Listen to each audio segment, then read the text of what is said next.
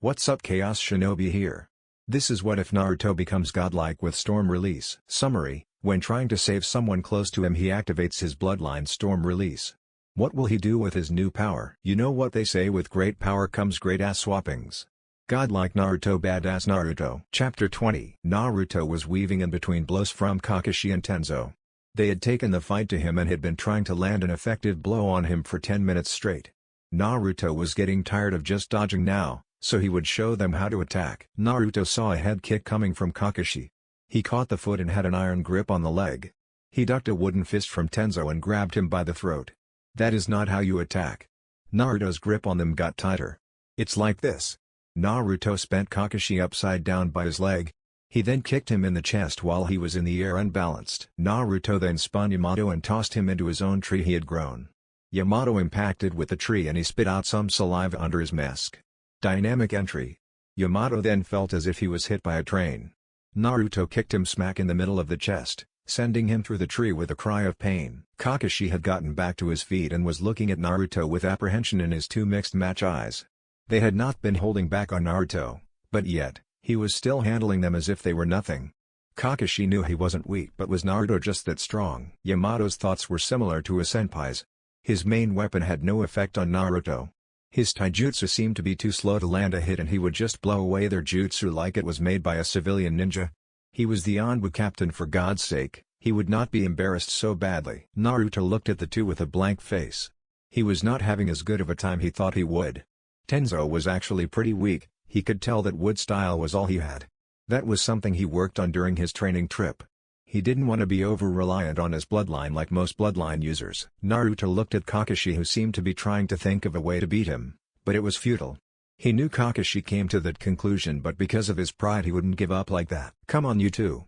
You can still dance, can't you? Naruto smirked at them, but it then dropped.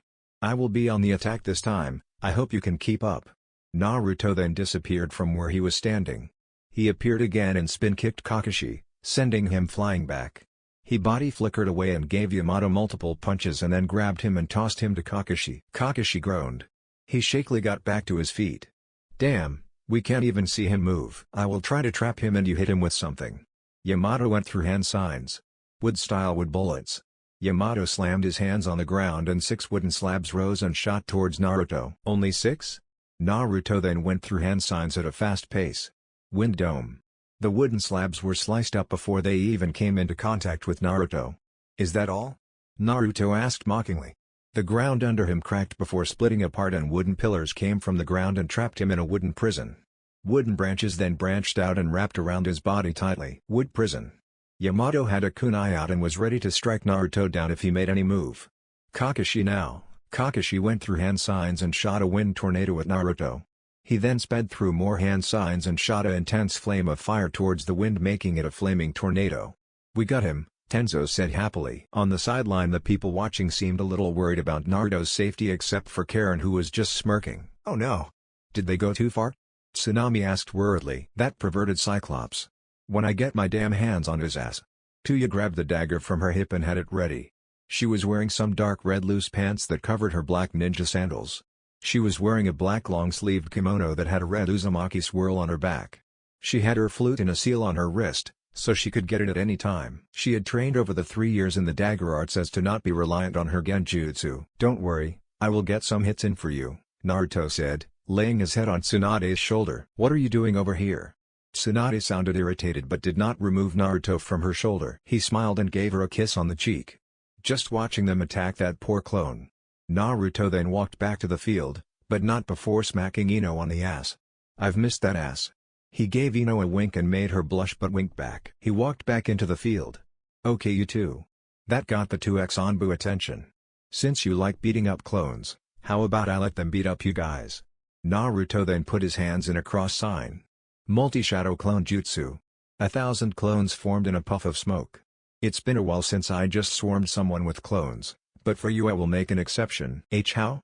Tenzo asked with a little fear in his voice. You should know how, just take out as many as you can.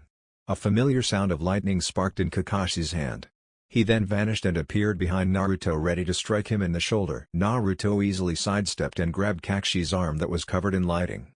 You would have to move at the speed of lightning itself to hit me so easily, and even then you would have to be faster than that. Naruto placed a seal on Kakashi's head that knocked him out in a second. Naruto then turned a devilish grin towards Yamato. Now, you insulted my storm and I can't let that slide. Naruto advanced and so did the clones. Yamato took a hesitant step back. He wasn't seeing Naruto right now, he saw a demon in human skin. Get his ass. All the clones and Naruto charged the Anbu, who made a wooden dome to try and block the attacks, but it was shortly destroyed and he suffered the blows of the clones. When all the clones disappeared, it revealed the beat-up form of Yamato. His mask had been broken due to the amount and force of the punches he had received. Naruto walked over to the man and saw the blood coming from his busted lip and broken nose. Naruto got in his face. You got knocked the fuck out, bitch. Naruto laughed and called over his mother to heal the man. Tuya jumped on his back with a grin. I will be stealing that line when I lay somebody on their ass. Naruto smirked back at her. Speaking of ass. Naruto smacked hers while she was in his arms. Tuya yelped in pain and pleasure. She then smirked and got a little pink on her cheeks. It seems you've missed me more than I thought. You have no idea. Tuya leaned to his ear and whispered sexily. Why don't you show me handsome? Naruto's smirk only grew bigger with her words. He was going to show her all right. I'll see you guys at home. Naruto flashed off with Tuya on his back, giggling like a schoolgirl. That damn redhead, she got him first. Anko stumped her foot on the ground with an angry pout. I swear they are both perverts, Kurenai said, also angry she didn't go first. I know you're not talking about perverts. The way Naruto be having you. Anko's face was covered by a blushing Kurenai. Shut up or no dengo for a whole 3 months, Kurenai said in a dangerous tone. Anko only licked her hand, making Kurenai withdrew her hand and glared. Fine. But everyone knows how much of a slut you are for Naruto. Anko then had to run for her life as Kurenai began to chase her with a kunai and a red face of embarrassment. Naruto's room. Lemon. Naruto appeared in his room and tossed Tuya on his bed. Tuya had a smirk on her face. She was going to get the Uzumaki dick first. Naruto kicked his sandals off, followed by Tuya, and he then made his way on top of her. They then began to have an intense make-out session with pure lust and hunger for the other. It had been so long since Naruto had last been in the tight pussy of hers. It had also been a while since Tuya had received that massive meat stick from Naruto. She needed it now. They fought for dominance with their tongues, and Naruto came out on top. Naruto used his tongue to explore every part of Tuya's mouth. He used his left hand to run it up and down her body, getting slight moans from the redhead. Naruto's hand found her right breast and he began to massage it roofly, just like she liked it. Her breast had grown from the small B-cup breast to a nice C-cup. Tuya moaned into the kiss. It had been so long since she had felt those muscular hands of his. He would pinch and pull her nipple at the right angles that just made her go crazy. However, she was not one for the foreplay and just wanted to get right to the final act. Just give me that dick, Naruto-kun. Naruto smirked at hearing the girl's demand. He knew she would fold eventually. Naruto wagged his finger. Not this time, I want to taste you once again. Naruto flipped her to her stomach and pulled her ass into the air. He could see the Holy Grail once again.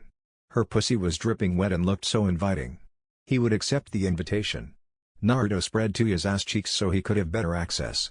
Tuya wiggled her ass in the air for Naruto. He smacked her ass cheek hard enough to leave a handprint. Tuya let out a moan in pleasure and only seemed to get more aroused if her dripping folds were anything to go by. Naruto gently blew on her pussy, making Tuya shiver from the sudden cold air. Naruto then began to lick and suck on her pussy. Tuya let out moans and howls of pleasure from the feeling she was getting. She would often play with the other women of the group, but they could never do what Naruto did. Oh my god. You always know my spots. Naruto pulled his face back that had Tuya's love juice all on his face. He licked it off and smirked. Damn right I do. He gave her ass another smack before diving back in. He attacked her clit with his tongue and fingers. He slurped on her pussy from the back and gave her ass more hard smacks. Tuya had a hand on Naruto's head, pushing him deeper in and forcing him to keep going. Fuck. I am about to come. Her pussy clenched to impossible levels around his tongue. But that did not stop Naruto. He began to eat her out with vigor. Come for me, baby. Naruto stuck his thumb into her ass while still eating her out. This pushed Tuya over the edge. Oh fuck. She let out a scream that made her curl her toes and grab the sheets. Naruto took in all her juices and swallowed them with a gulp, just like I remember. He then saw her asshole that seemed to be begging for him. He smirked while Tuya was panting and coming down from her climax. Naruto rubbed some of Tuya's juices on her asshole, making the redhead turn her head back to stare at Naruto with wide eyes. What are you doing? What does it look like? Naruto then spit on her asshole and shoved his tongue deep into her forbidden fruit. Tuya's eyes went up to the back of her head. This was a new feeling to her and it felt good. Naruto then began to lick around her anus and shove his tongue in and out of her asshole. It would clamp down on his tongue, sometimes making it hard for him to remove his tongue. Tuya was seeing stars at this point. Naruto was eating her ass like some ramen and she loved it. She never knew this was something she would enjoy so much. Eat that ass, Naruto. Her ass jiggled from the smack Naruto gave her ass. Naruto tongued her asshole with all his might. There wasn't a part of her crack his tongue hadn't been. Naruto's face was squished between the juicy ass cheeks of Tuya Uzumaki. Damn Naruto. Tuya was coming close to another orgasm if the kicking feet and her white knuckles from gripping the sheets so tight was anything to go by. I am coming. Tuya let out a loud moan mixed with a scream of pleasure. Her head then fell limp on the pillow. Her ass was still in the air ready to be fucked, just like Naruto liked it. Naruto, seeing the state he left her in, smirked. He was just getting started and would not be done until later afternoon. Naruto gave her nice round juicy ass another smack, making her cheeks jiggle in a hypnotic motion. He took off his pants and shirt and tossed them on the floor where his cloak was laying. His underwear dropped down to the floor, leaving him as naked as the day he was born. His dick that was at full attention stood proud. The veins were pulsing and it would often twitch and jump. His full balls that hang under were also ready and full of baby-making batter. Naruto grabbed her hips and lined himself up with her pussy. Tuya looked back at him with a sexy smirk. It's about time. Naruto smirked back.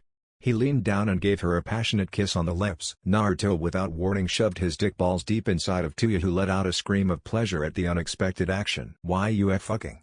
She wasn't able to finish due to Naruto ramming back into her from the back. He began to find a rhythm and began to give hard and long strokes. He was thrusting like a wild animal with his hips a blur and only the sound of his hips making contact with her juicy ass making her cheeks ripple with each thrust he delivered. Oh fuck, why you are going so hard? She began to throw her ass back, matching his thrust. Hell yeah, I am. Throw that ass back. Naruto watched as Tuya threw her ass back with the same intensity as he had. Naruto was moaning in pleasure from the tightness of her pussy. He had forgotten how her pussy would clamp down on him like a vice. Naruto held his head up in pleasure. He was about to tear that ass up now. I hope you don't have plans tomorrow, because you are not walking out of here. Naruto then grabbed her hips and began to tear into her ass like a beast. Wait. I have a mission tomorrow, Tuya said in between moans and cries. To fucking bad. Naruto then grabbed her long red hair and began to thrust even harder. His dick was reshaping her already tight pussy to fit his cock only. Tuya's tongue began to fall from her mouth and she was drooling. Oh yes, Tuya shouted with stars in her eyes. If she was seeing stars earlier, she was now seeing the universe. Who's your daddy? Naruto smacked her ass hard, making Tuya yelp. Why you? Naruto smacked her ass again. Who? You daddy. Naruto smirked and pushed her onto her stomach, putting her in a prone position and began to slam his hips down on her ass. Fuck, why you're being so rough, but you like that, don't you? Naruto pulled her hair some more, making her head tilt up and her tongue to hang out the side of her lip. Why yes daddy. Naruto began to reach her womb and pierced it, making Tuya to go cross-eyed and mine to go blank. HSS so deep, I can't even think straight. Naruto grunted and closed his eyes. He was getting close. I am about to come, where do you want it? Tuya's mind rebooted. She turned her head, letting Naruto see her slutty face. Inside. Come inside. Naruto then picked up speed and put his chest on her back and gave her hard and fast thrust. His balls clenched and he let out a loud moan and shot his white ropes deep inside her pussy. Tuya was now omnipotent. She could feel Naruto filling her up and only smiled goofily. She had a fucked silly face and then passed out from pleasure. Naruto pulled his still coming cock from her completely filled pussy. He saw that she had fallen asleep and would let her rest. He then felt something and smirked. Kasumi-chan, will you take her place? A second later the orange-haired woman came from his cell naked and pushed him on the bed back first. Oh, so you are going to ride the stick you love so much? Naruto had an amused face. Kasumi also had amusement on her face, also mixed with lust. She was waiting for her turn to have some of that dick from her mate. All the way home. She then hovered over his still hard cock and slammed down, making them both moan in pleasure. The room was then filled with the sounds of moaning and grunts from Naruto, Kasumi and the awoken Tuya. They had animalistic sex for half the afternoon and the night. Next day, lemon over. Naruto had awoken to Tuya on his right with a silly grin on her face. He rolled over and saw Kasumi with a satisfied look on her face. Naruto got up from the bed as quietly as he could, but due to Kasumi having enhanced hearing it was for naught. Morning already? Kasumi opened her slitted red eyes. She sat up, revealing her huge breast to the world. Naruto turned and smiled at them. "I should have known I couldn't sneak away from you." Naruto walked back over and gave her a kiss. "Did you sleep good?" He already knew the answer, but he wanted to hear her say it. That goofy smile came on her face. "Yes, I did, and I must say, you were like an animal last night." She got a dazed look in her eyes when she remembered the shadow clones. A shiver of pleasure ran down her spine and she began to get a little wet thinking about it. Naruto saw where this was going, smacked her breast making her moan. Stop. You know they are sensitive." She covered herself. "Oh, I know, if the way you were screaming last night was anything." Naruto chuckled, remembering how she was screaming his name. "Oi, can you two shut up?" Tuya said grumpily. She was not a morning person. "Oh, good morning, sweet cheeks." Naruto leaned down and gave the redhead a deep kiss. Tuya smiled. She missed this. "Shithead, I told you that I have a mission today. I can't even feel my legs." Tuya dropped her smile and gave him a slight glare. "Well, I was only pleasing my goddess." Naruto tried to charm his way out of this. Kasumi snorted. "Yay, right, you were completely." She shuddered and got a little wet. "Dominating last night?" Both the girls blushed while Naruto smirked. He then pushed them both on the bed. "But you girls like it that way, don't you?" He gave them light kisses followed by licks. The girls moaned a slight bit. They had to resist this man. "No, Naruto-kun. I can't go on my damn mission thanks to you, and if we have sex now I will definitely be in a coma." Tuya pushed him off her and turned over and pulled the covers over her. Naruto smirked. He yanked the cover off her, revealing her naked form. He slapped her juicy ass that rippled. "Well, if you have nothing to do today." He got over her and whispered in her ear. "Why don't I please my goddess some more?" A small part of Tuya just wanted to say fuck the mission and have some sex that she missed with her man so much. But she couldn't even though she wanted to. "Why you fucking better not.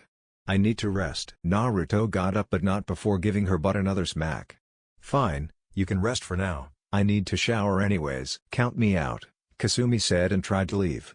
But was stopped when Naruto grabbed her tails. "No, you smell like sex and need a bath." He pulled her tails to bring her towards him. "No." She transformed into her small fox form and began to run away, but Naruto grabbed her before she went through the doggy door in their room just for her. "Let me go, Naruto. I hate those baths." "You need it." Naruto was fighting a small fox in nothing but his underwear. It was a pretty funny sight for Tuya, who was rolling, laughing and taking pictures. Later, after Naruto had subdued Kasumi and made her take a bath, he was able to put on some clothes and left a cursing Tuya in the room. She was angry at him for making her cancel her mission today. It was nothing, a few kisses and promises couldn't stop though. He had eaten the delicious breakfast of Tsunami that he had missed so much.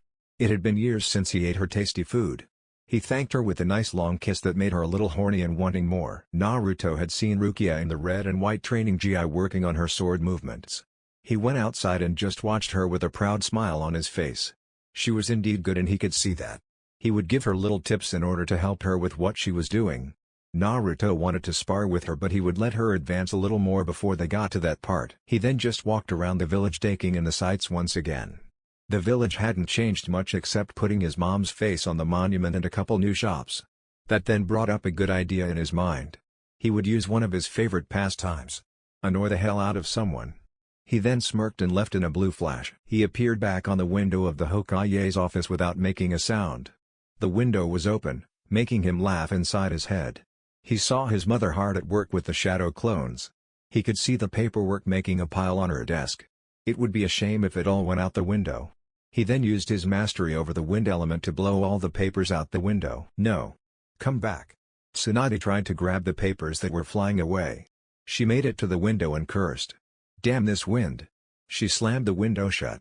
Naruto was on top laughing his ass off. He went back on the window using his cloaking jutsu he had learned from Jiraiya. Things do not stop here. Naruto used his chakra to make wind appear inside the office and blow all her paper away. Tsunade got a tick mark on her head and smashed her desk. "Damn it. Turn the AC off." Her assistant went to go and turn it off before Tsunade started to punch things. Tsunade then sat down in her chair and waited for her new desk to come. Naruto then had to get a little more creative. He then saw it. Tsunade reached for the floorboard and lifted it, which revealed her secret Sei collection. He knew if he was found out it would be the end of him, but he had to. Right when he was going to destroy the bottle, a puff of smoke appeared on his shoulder revealing a sandy cream-colored thunderbird.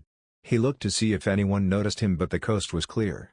He went to the roof to speak with his summon in private. "What's up, Rina?" "That group is making its way towards the sand and will be there soon." Rina said in a female voice that sounded like that of a mother's. Naruto unsealed some fish for Rina as a reward. "Thank you, Rina, you can go home now." He rubbed her head affectionately, making the bird sigh. "You should come by, the chicks want to see you." Along with Hiro-sama. Naruto smiled and nodded. He had been to their summon world a couple of times. It helped that he could fly and his body could handle the stormy weather. "Just let me know and I will be there." Rina nodded and left in a puff of smoke. Naruto's face became serious and his chakra spiked for a second. "So it seems that they finally want to move. They think they can come after my siblings and get away with it? Not on God's beautiful big earth." He then went down and opened Tsunade's window. She was about to yell at him and hit the blonde over the head. However, she stopped when she saw the serious face he had on. When Naruto was serious, it normally meant someone was going to die. "What's the problem, Naruto?" he answered without missing a beat. "The Akatsuki are in the sand and trying to get Gaara." Tsunade's eyes widened. This was not good and she guessed that's why Naruto was so serious. "Okay, let me set up a team and you guys can head out." She didn't even need to ask where the information came from. She had full trust in her son. "Anbu." They dropped down and got on one knee.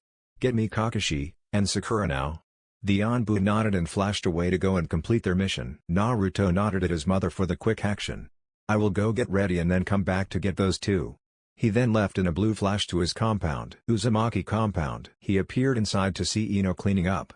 Kin was outside doing some training with Guren, who had two crystal swords in her hands. "Ino." He called, getting her attention. Ino turned towards her master. "Yes, Naruto-sama? I will be leaving for the sand for a S-rank mission. I want you to tell everyone for me." Ino wanted to go with him, but if Naruto wanted her to go he would have asked for her. "Okay master, just be safe." She leaned up and gave him a kiss with all her love. Naruto smiled and gave her a hug that she returned. Naruto then walked to his room and saw Tuya still in his bed. She was now watching TV. "Hey shithead, what's got you so serious?" Naruto smiled. It seems his family was able to read him like a book. "I have S-rank mission to the sand."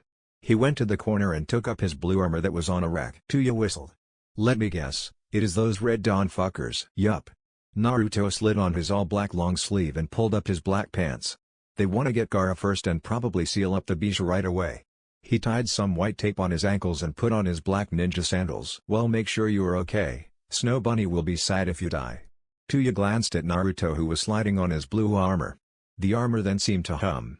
Naruto had this new armor created with some of Kasumi's chakra, so it was pretty durable and strong. He had seals on the armor to make it even better than the last one. "Alright babe, I'll be going." Naruto walked over and gave Tuya a kiss. He was about to pull away, but she grabbed him by his head, pulling him towards her. "Come back safe." "Naruto-kun," Tuya said in a soft tone. She didn't speak like this often, but because it was Naruto and they were alone she would do it this once. Naruto smiled warmly at the redhead. "You know, you almost sound like a loving wife when you talk like that. You should do it more often." Tuya scowled. He just had to ruin the moment. "Never, you shithead. I don't know why you even try to act so tough all the time. Everyone knows you are a big softie." Naruto had to run out the room when she pulled out weapons and started to throw them at him. Naruto went back outside and was about to flash away when he heard his name. "Dad?" Naruto turned and saw Rukia running up to him. "Hey honey, what is it? Are you leaving already?" She wanted him to train with her. She wanted him in the village, even thought she wouldn't say it to his face. "Yes, but I will be back as soon as possible." He rubbed her hair, messing it up. She batted his hand away and gave him a glare. "I'm not a kid, so don't do that." Naruto only chuckled. "What rank is your mission?" "S rank." "What?" "Why, it's that group I told you about. They are trying to get Gaara. So I have to go and help him." Rukia wrapped her arms around him in a hug. Naruto was still taller than her, so he got on a knee and returned her hug. "Be safe. Dad." "Come on. No one can take down your awesome dad." The hug got tighter and not in a good way. "Shariyuki says you are an idiot. And I agree with her." Naruto deflated. "Don't listen to that stupid witch. She says you are a brute." "Well, tell her to come and say it to my face." Naruto got up and walked to the door. "I will be back before you know it." He then left in a blue flash. Hokage office. Naruto appeared in a flash, ready.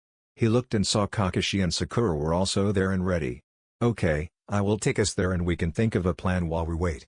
Naruto walked up to them. "Be safe you guys," Tsunade said, looking at them but mostly Naruto. "Don't even sweat it. They are not even going to know what hit them." He sent her one more smirk before disappearing in a blue flash to the sand. Naruto, Sakura, and Kakashi appeared at the gates of the sand village in a flash of blue light. "Kakashi, Due to being in this kind of situation due to his sensei, only shook off the little buzz he got. Sakura, not being used to this kind of thing, threw up on the spot. This made Naruto laugh at her while Kakashi only chuckled. Sakura healed herself and then glared at the two with intense fury. This made Kakashi stop because he had been hit by her angry fist before and did not want to be in the hospital again. Naruto however only laughed more, in turn making Sakura walk up and hit him right in the nuts. She expected Naruto to yell like a girl and fall to the ground and hold his balls and start to cry. However, all she got was a grin from Naruto. "Did you really think I would not find a way to protect my nuts?" Kakashi was slack-jawed. What did Naruto do? He must have it. He then called out to Naruto. "Whatever you did, give it to me." Naruto saw this and smirked. "It is going to cost you." "Money is not a problem," Kakashi yelled and pulled out his wallet. Naruto eyed the man's wallet and took a good number of bills from the man. Naruto then pulled out a slip of paper and gave it to the silver-haired man. "Just slide this on your nuts and put chakra into it." Naruto explained to him how the seal works. "Is it really that simple?"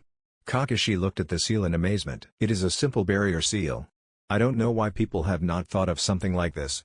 Naruto invented this seal when he had called Mei an old lady whose tits would become saggy in the next 5 years. She covered her foot in chakra and kicked him in the nuts. He had then vowed he would solve this problem. So he looked into the sealing arts and used a simple barrier seal and then put it on his nuts. Sakura was baffled at the turn of events. All the women's secret weapons had now been countered. She would have to report this to Lady Hokage about this emergency. Sakura then remembered where they were and snapped back into attention. "Guys. We are on a mission right now, let's focus." This snapped Naruto and Kakashi back out of their talks about monopolizing the seal. The look of a controlled rage and a warrior who showed no mercy to his enemies soon popped back on Naruto's face. Sakura suppressed a shudder at the sharp gaze of Naruto. She had no idea how Rukia could be the daughter of Naruto. Rukia was a calm, collected, confident, fearless and prideful young woman while Naruto was a merciless, battle-hungry, ruthless, bloodthirsty, and sometimes cocky young man. Sakura knew Naruto was an angel to his loved ones and a demon to his enemies. The Pinkett knew from experience. Naruto had called her dad a pussy and then proceeded to move her and her mom into a big-ass house in the red light district. He acted like her father for a short time until she began to change and truly blossom into her own woman. Naruto then became her cool older brother, but she was sure that he had fucked her mom. Sakura honestly didn't mind if she was being honest. It seemed her mom didn't love her dad anymore anyways. They had moved out when she had caught him cheating with some street whore. Her dad tried to attack Naruto because he didn't like how he was getting close to his family. Naruto had bitch-slapped the man, which sent him to the hospital for a broken jaw. That was when Naruto had moved them into their new house and was sure her mom had Naruto all to herself that night. "Let's go." Naruto walked to the guards with his armor clanking with each step. Kakashi followed behind Naruto with his own serious face. Sakura then shook herself from her thoughts and went behind Naruto and her sensei. When the guards saw Naruto, they clicked their heels together and gave him a respectful bow. "It is nice to see you, Naruto-sama," the guards said at the same time. Due to Naruto spending so much time in the Sand Village with Gaara plus his SS rank in the bingo book, Naruto got the respect of a Kage in most villages that were allied with the Leaf. The lower-tier villages also somewhat worshipped Naruto for his acts of making them allies to the Leaf and to the Guardians. They worked as spies in their village while also letting him know what goes on in areas close to him. Naruto gave them both nods.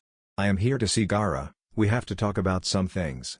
Naruto spoke in a sharp tone that could cut through steel. He gave the guards a piercing gaze that seemed as if he was judging them for all they were worth. The guards were a little nervous to be in the presence of what had to be the strongest man alive. His thick and dense chakra was suffocating to say the least. They felt as if they were drowning in the sands and Naruto was the sandstorm coming to sweep them under the sands of time. Those blue eyes of his sparked with an intense power and sometimes looked to spark with electricity. His spiky blonde hair that blew in the wind danced across his face. Those two bangs that fell over his headband seemed to sit up like two demon horns, only making his nickname the Heavenly Demon sound much more true. His blue armor that seemed to be as fresh as he had just gotten it made. However, that was only due to the seals and it being enhanced with the power of Kasumi and made by the advanced technology of the Land of Spring. His black undershirt along with his black pants seemed to be rough but also contained a luxurious quality to it. "Why yes sir, Lord G. Gaara is in his office." The guard to the left spoke. He was only a skinny man with the typical sand uniform on. He cursed himself for stuttering in front of this man. "Great, I will go right to him." Naruto then walked into the rocks that led to the sand village followed by his two comrades. Sakura and Kakashi were amazed at the respect Naruto was receiving from all of the villagers and ninja. They would sometimes bow and give him slight waves while the women and little girls would blush at him. Sakura glared at them trying to come on to her brother. Kakashi gave off slight perverted giggles but a glare from Sakura and he was back into ninja mode. They made it to the tower of the Kazekage. Naruto saw Gaara's window was open and took the chance to do his thing. Piss people off. Naruto put Sakura over his shoulder and grabbed Kakashi by the back of his Jounin collar and floated up to the open window. Naruto then floated inside like he owned the place. Gaara's eyebrow had a slight twitch. He tried to hide it but if the smirk on Naruto's face was anything, he guessed the blonde had seen it. Gaara then noticed the smirk leave his face and saw that Naruto was equipped and seemed to be ready for war. Gaara then sent his Anbu guards out of the room with a wave of his hand. Naruto then put up a silencing seal on the room. Kakashi, Sakura, and Gaara watched the black lines spread across the room and reach all corners of the room and they glow blue for a moment. Naruto then spoke up. "Those Red Dawn assholes are on their way here." Naruto's gaze was fierce and penetrating. Gaara had gotten used to it when training with the blonde and the other guardians. "Okay, when will they be here?" Gaara spoke in his calm and powerful tone of voice. "They should be here around night time." Naruto replied to Gaara's question in turn answering the question Kakashi and Sakura had. Sounds good. Most people will be inside and in a space location at that time which means we don't have to worry about anyone interfering. The redhead said with a hand on his chin. "We will go and get them before they even make it to the village," Naruto said but it sounded more like an order to everyone else. Sakura and Kakashi were worried that Gaara would not like how Naruto was speaking to Gaara. Their worries were put to rest when Gaara nodded to Naruto's statement and surprisingly smirked. Yes, Gaara was a Kage but he was also a member of the Guardians and listened to Naruto who was the leader and strongest of them. Gaara would not follow an order Naruto would give him if it would endanger his village and made sure Naruto was aware of this fact. Naruto was cool with that and only ruffled Gaara's hair and gave him that foxy grin. "You never change," Gaara simply said. "Always want to strike first." Naruto merely smirked. "You think I'm going to be sitting on my ass waiting for the mongrels to come and get me? I'll bring it to him, and blow the ass up with a smile." Kakashi's sweat dropped. He was not used to how Naruto operated. Sakura and Gaara were already used to this by now. Naruto was always a kill first and talk later kind of guy. "So when will we be leaving then?" Kakashi asked. "We can go right now. I know where they are." Naruto replied to the one-eyed Cyclops. Naruto then had a question pop into his mind. He turned to Kakashi with a questioning gaze. "Do you have the Mangekyo Sharingan?" After Naruto finished his question, he saw the range of emotions run through Kakashi's lone eye. Rage, sadness, despair, and disappointment. Kakashi then meets Naruto's gaze with a stern black eye. "I do." Naruto nodded and made a gesture as to say continue. "I had a feeling I would need it in the future so I trained in it over the past years." Naruto nodded in expectance. "Do you have a decent control over it?" Naruto questions Kakashi again. "I can only use it 2 times and stay on my feet. If I pushed myself then 3 times but I would be done after that." Kakashi answered Naruto's question. Naruto was a little disappointed at that. 2 times was not a lot to work with but maybe if he... Naruto shook his head. "Something like that could wait for a different time." "Alright, that should be enough to win this fight," Naruto said and got a nod from Kakashi. Naruto then turned his attention to the other 2 in the room. "We will be facing Sasori of the Red Sand and Deidara the Mad Bomber." Kakashi and Sakura's eyes widened at what was just said. Those 2 were high-ass ranked ninjas and part of the Akatsuki. "Are you sure only us 4 will be enough?" Sakura asked hesitantly. She knew she was strong but actually facing a S-ranked ninja so soon in her career was a little unnerving. Naruto seeing the state Sakura was in decided to do what he did best. "Sakura-chan, now is not the time to doubt yourself, I trained you better than that." Sakura flinched at his words. Naruto had indeed trained her and the others for a bit. "It was hell. If I didn't think you guys couldn't handle this then you would not be here. You are strong." The green eyes of Sakura began to glow with determination. "When you start to doubt yourself that is when you start to become weak and fragile." "Are you weak and fragile?" "No." Sakura answered but her heart was not in it. "I said, are you weak?" "No." "Shanaro." Sakura's chakra spiked and cracked the floor and windows from the force of her power. Naruto smirked at her. "Good girl." Naruto ruffled her pink hair, messing it up in the process. Sakura swatted his hand away and glared with those emerald eyes of hers. Naruto's grin then faded, replaced by the look of a warrior. "Now let's go." Naruto then body flickered back to the gates. Kakashi, Sakura, and Gaara then left the office and their own body flickered to the gates. They all nodded and then began to run off into the desert behind Naruto, who was leading the way. Deidara and Sasori were walking in the desert sands. They were currently on their way to capture the one-tailed Jinchuriki. It had been 3 years and they were finally able to set their plans in motion. The group had lost 3 members before they were even ready to make moves: Kisame, Hidan, and Kakazu. Kisame's death had really set them back. He was the best at capturing his enemies and they would need something like that. Hidan and Kakazu were the best at getting them money for the organization. This was all because of that damn 9-tailed Jinchuriki. The leader was not happy when he had gotten news that 3 of his members had been killed. Pain had told them all if they were to run into Naruto they were to leave immediately. Pain had said they were all too weak to go against Naruto.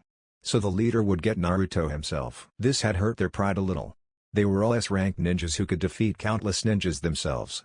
They would not run away from some brat who was high off the 9 tails power. Naruto had made them a little scared and they would not accept that fact. He was taking them all out. He even gathered the other containers and made their own group. Another bump in the road to peace is what Pain called it. He claimed that they were all nothing compared to a god. Sasori suddenly stopped in his tracks. He looked ahead of him and moved his metallic tail in front of him. This got the attention of his partner. "What's up, Sasori, my man? I feel uneasy," Sasori commented. The feeling only seemed to grow.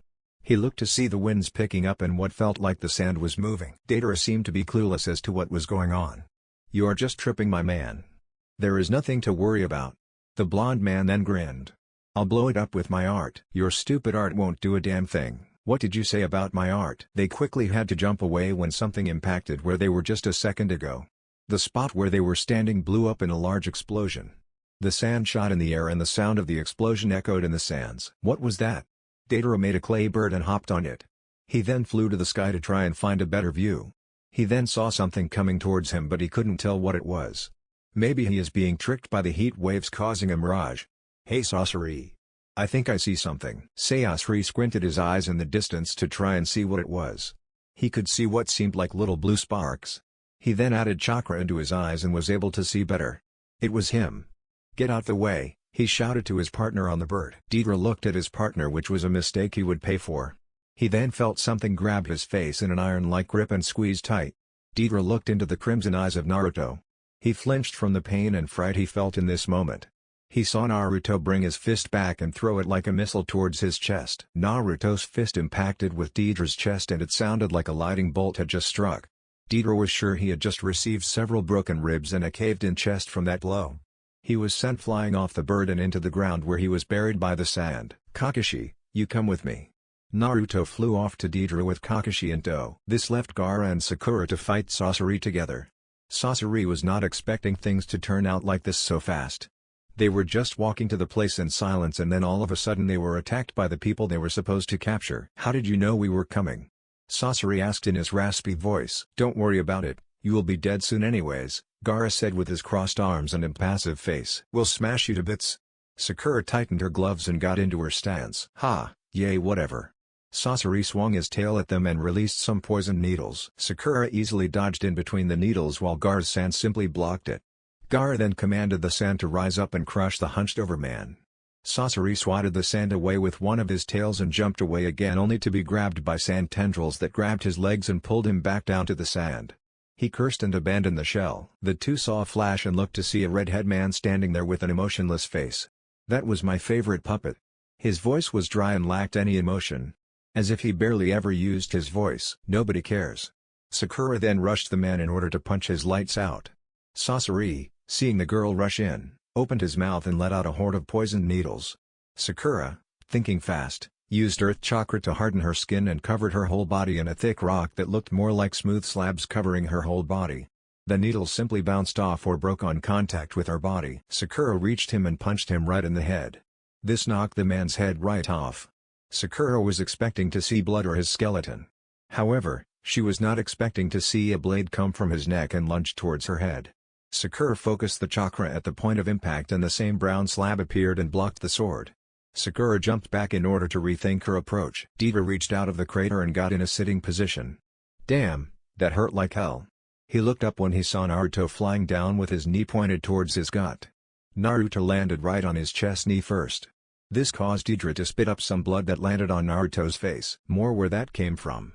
Naruto then began to lay haymakers down on his fellow blonde. Each punch made Deidre's body jump and flinch. He was barely up and could only taste blood. Right when he was about to pass out, he was woken up by a hammer fist to his face that made his ears ring. Deidre then used his chakra to switch with an exploding clone which blew up right on Naruto. Kakashi came up and saw that Naruto was just blown up. He knew better though. He had fought Naruto himself and knew damn well that it was going to take much more than one explosion to lay Naruto down. Haha. My art is supreme once again, Deidre laughed to himself like the madman he was. He then noticed Kakashi and smirked. He began to send chakra into his arms, making 2 giant clay birds. Kill him. The birds flew towards Kakashi, who started to make hand signs. Earth release, earth wall. Kakashi slammed his hands on the ground and a slab of wall rose and blocked the birds that exploded on contact. I've got more art than that copycat. Deidre was in the sky on his bird once more. Kakashi looked up with a bored look in his eye despite the situation. Aren't you forgetting someone? That fool is dead. All it took was a little explosion, Deidre said with a cocky grin. His grin was instantly wiped off his face when he saw a lightning rip right through his bird, sending it crashing to the ground. Kakashi saw Naruto holding a Chidori in his hand. But it was extended to the sky and was easily cutting down the bird. So he can do easy shape manipulation, while keeping perfect control over it. Kakashi congratulated the teen in his head. He then saw Naruto jump in the sky and stab Deidre right in the shoulder and slice his left arm off. Deidre cried out at the loss of his left arm. He glared at the blonde who was floating in front of him. You are pretty weak once I figure out your abilities, Naruto said, and 5 clones formed behind him. I'll kill you. And wipe this place off the map. Deidre tore off his cloak and began to feed clay into his mouth on his chest. I don't think so, bitch. The clones then formed Rasen shurikens in their hands. They covered their hands with Kasumi's chakra so their cells could be safe. All of the Rasen shuriken began to get covered with all the elements and were huge and packed with a large amount of chakra. Game over. Naruto launched his attack towards the slowly disappearing blonde. And to make sure, Naruto formed a mini-sun in his hand. It was Storm Release Supernova. He launched the mini-sun at the man along with the other attacks, which made contact with the blonde ponytailed man and blew up in a large explosion in the sky. The explosion shook the ground where Kakashi was and also caused earthquakes off in the distance. Over where Sakura and Gaara were fighting. They stumbled and looked to where Naruto and Kakashi were fighting. The ground was littered with destroyed puppets and craters with sand falling down. Sakura was on a giant boulder she had made when she struck the ground to crush Sasori. Gaara was floating in the air on a sand cloud. The two were dominating the fight against Sasori. If he was being honest, he thought he could beat him by himself. However, he almost fell when the explosion from the distance had finally reached him. The sand had kicked up, but he used his control over it to send it back towards the ground. Gaara looked and could see the giant cloud of sand in the sky, and he was sure it could be spotted from the village. Sasori knew what just happened. His partner died, and if things kept up the same way, he would also die. Coming to a decision, he ripped off his cloak and revealed his bare wooden body. I didn't think that I would have to use myself, but it doesn't matter, you will soon be in my new collection. Sakura saw that puppet boy and couldn't help herself. Ha ha ha. You are a puppet. I can't believe this. Sakura grabbed her stomach in laughter. This guy really turned himself into a life-size doll. She then had a question. Do you even still have your dick? In order to get the best results, you must remove all unnecessary things, Sasori said in his calm voice, but if he could, there would be a vein pulsing on his forehead at someone laughing at his art. The ultimate art. Whatever, this only makes it easier to crush your ass to bits. Sakura then dashed back in at Sasori. Sasori puts his hands out and shoots flames towards Sakura. Gaara then made the sand form a wall in front of the flames. He then made a glob of sand, picked Sakura up and tossed her over the wall. Sakura saw Sasori look up at her from where he was. She saw him extend a metal rope from his waist that was dripping with poison. The rope shoots at her like a snake ready to strike. Sakura twisted to the side while falling. She then grabbed the metal rope and yanked on it hard, which caused Sasori to be flung towards her. Sakura let out a beastly yell and slammed her fist into the gut of Sasori, causing him to fold over her chakra-covered fist. Sakura fell down to the ground and slammed the redhead who was still on her fist into the sandy ground. Boom! There was a huge crater in the ground. Sakura was getting up from the ground while Sasori was laying there on the ground with his puppet's eyes closed. Sakura wiped some sweat off her head and dropped to a knee and took heavy breaths. This was her first time going all out like this. She didn't use the 100 healings because she didn't need to at the moment. However, she had used a lot of chakra and given it everything she had to defeat this puppet boy. Gaara picked up the pink-haired girl with his sand and laid her on his sand cloud. Sakura gave Gaara a grateful smile as thanks. The Kazekage simply nodded and started to fly away. They had their backs turned and didn't see the puppet that was moving slightly. It opened its eyes and tried to get up and make a run for it. The puppet stopped when a round spinning ball flew through where its heart would be. It hit the chakra source that acted as its heart for his puppet bodies. He strained his head to look back and saw Naruto with his 2 fingers extended in his direction. "Rasen, Dan," Naruto stated calmly. Although it was very noisy in the desert due to all the battle that had just happened and the sandstorm going on in the back, Naruto's voice cut through it all like a hot knife through butter. "Bro?" Sakura called on the sand cloud. Naruto smirked at her. It seems she had become really strong if the destruction was anything to go by. "I thought I told you to make sure your enemy was dead. He almost got away." Naruto sounded as if he was talking to a child who misbehaved and was getting a lecture. "Sorry," Sakura said with her head down. Naruto then looked towards the dying puppet. "Any last words?" Naruto made a blade of wind and aimed it towards the puppet's heart. Sasori didn't resist. He knew there was nothing he could do, so he would at least help them out. "I have a spy meeting with me in 10 days at this bridge. He is a spy in the ranks of Orochimaru." Naruto was actually surprised at what he was just given. "Wow, and to think I thought you would say something about your dumb art." "My art." He didn't get to finish as Naruto stabbed him in his chakra source and cut his head off. "Now, let's go and celebrate," Naruto said and flashed them all back to the village. Naruto, Sakura, and Kakashi were all at the gates of the village getting ready to leave. They were currently being thrown a goodbye celebration. The whole Sand Village was there and thanking them. They had protected the village and also saved their leader from death. Naruto was used to this now, so he just stood there proud with Kasumi around his neck with matching grins on their faces. Sakura was not used to this kind of praise, so she was blushing and looking away while hiding behind Naruto a little bit. She would give out small waves and smile but would always hide behind Naruto when she would see a cute guy. Kakashi seemed relaxed as ever with his book still out. However, his head seemed to be lower into the book than normal. He was never one for celebrations and a lot of attention. "Alright everyone, I think we have done enough partying." Naruto remembered how the whole village was glowing last night. They had partied all night long and some people even partied through the day and were still going at it. "You say that, but you are still holding liquor in your hand," Sakura said in a deadpan from behind Naruto. Naruto simply turned his head and grinned. He then got a smirk on his face that Sakura didn't like. He pulled Sakura out in front of him and placed a hand on her shoulder. "Are there any men who would like to take my cute little sister out for a date?" A bunch of boys raised their hands in excitement while looking at Sakura with hearts in their eyes. Sakura's eyes went wide and she tried to get away, but Naruto only held her in place. "No. Brother, stop." Sakura tried to run away, but Naruto grabbed her with his chakra chain and pulled her back. "As you can see, she has a lot of energy. Who thinks they can keep up with her?" Naruto yelled to the crowd, making the boys almost trample over everyone on their way to Sakura. Sakura, seeing this, only did what she was good at: destroying. "I said no, damn it." The pink-haired medic brought her fist down on the ground and a massive crater formed in the sand, which was quickly filled with sand. This caused a gap between all of the sand villagers and her team. Sakura then turned to glare to Naruto, who was still grinning at her. "Take us home."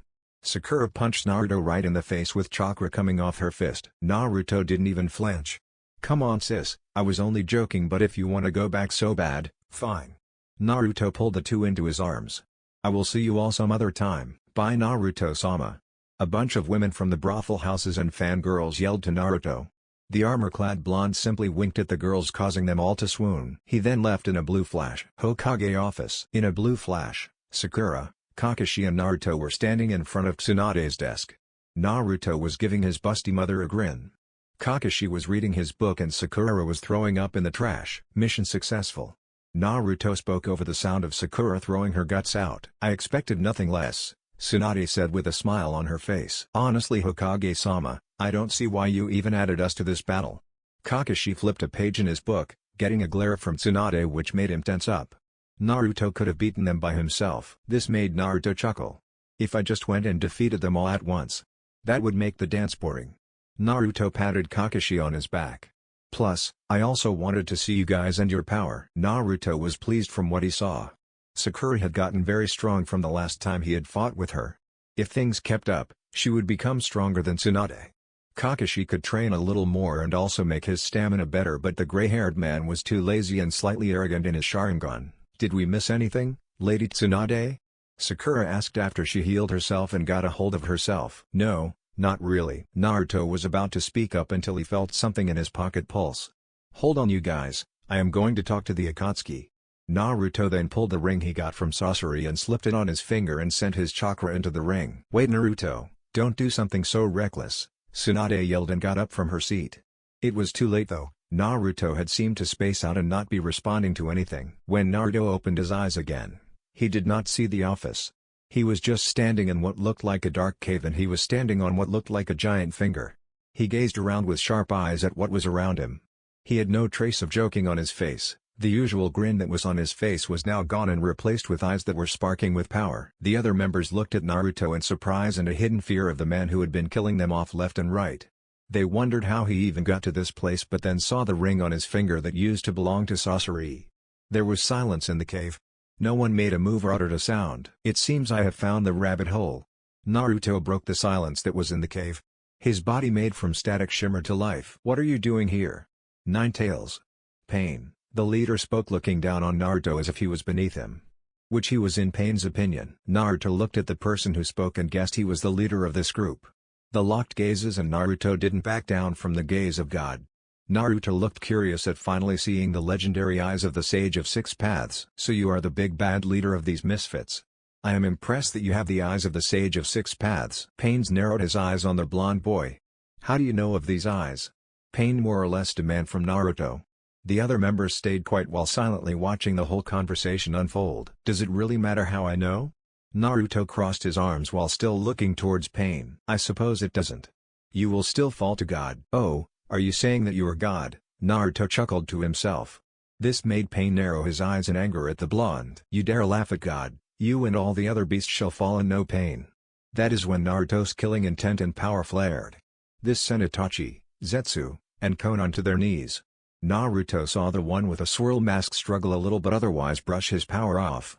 He also saw the unmistakable view of a Sharingan. He would keep that for later. Naruto then turned his gaze back to the leader who seemed to be affected by his power if the wide eyes and panicked face was anything. You listen here bitch, you better hope I don't find where you are. Because if I do. Naruto paused and spiked his power even more. I'll kill you, Naruto said coldly and his hair turned white and spiked up for a quick second. The blonde then vanished from the cave allowing all of the members to get back on their feet. Back in the office, Naruto opened his eyes to see the whole place cracked and destroyed. Tsunade and Sakura were behind her desk peeking over it. Kakashi was outside with his one visible eye wide in shock and hidden terror. The Anbu in the room were out and approaching Naruto hesitantly. Naruto saw this and got a sheepish look on his face.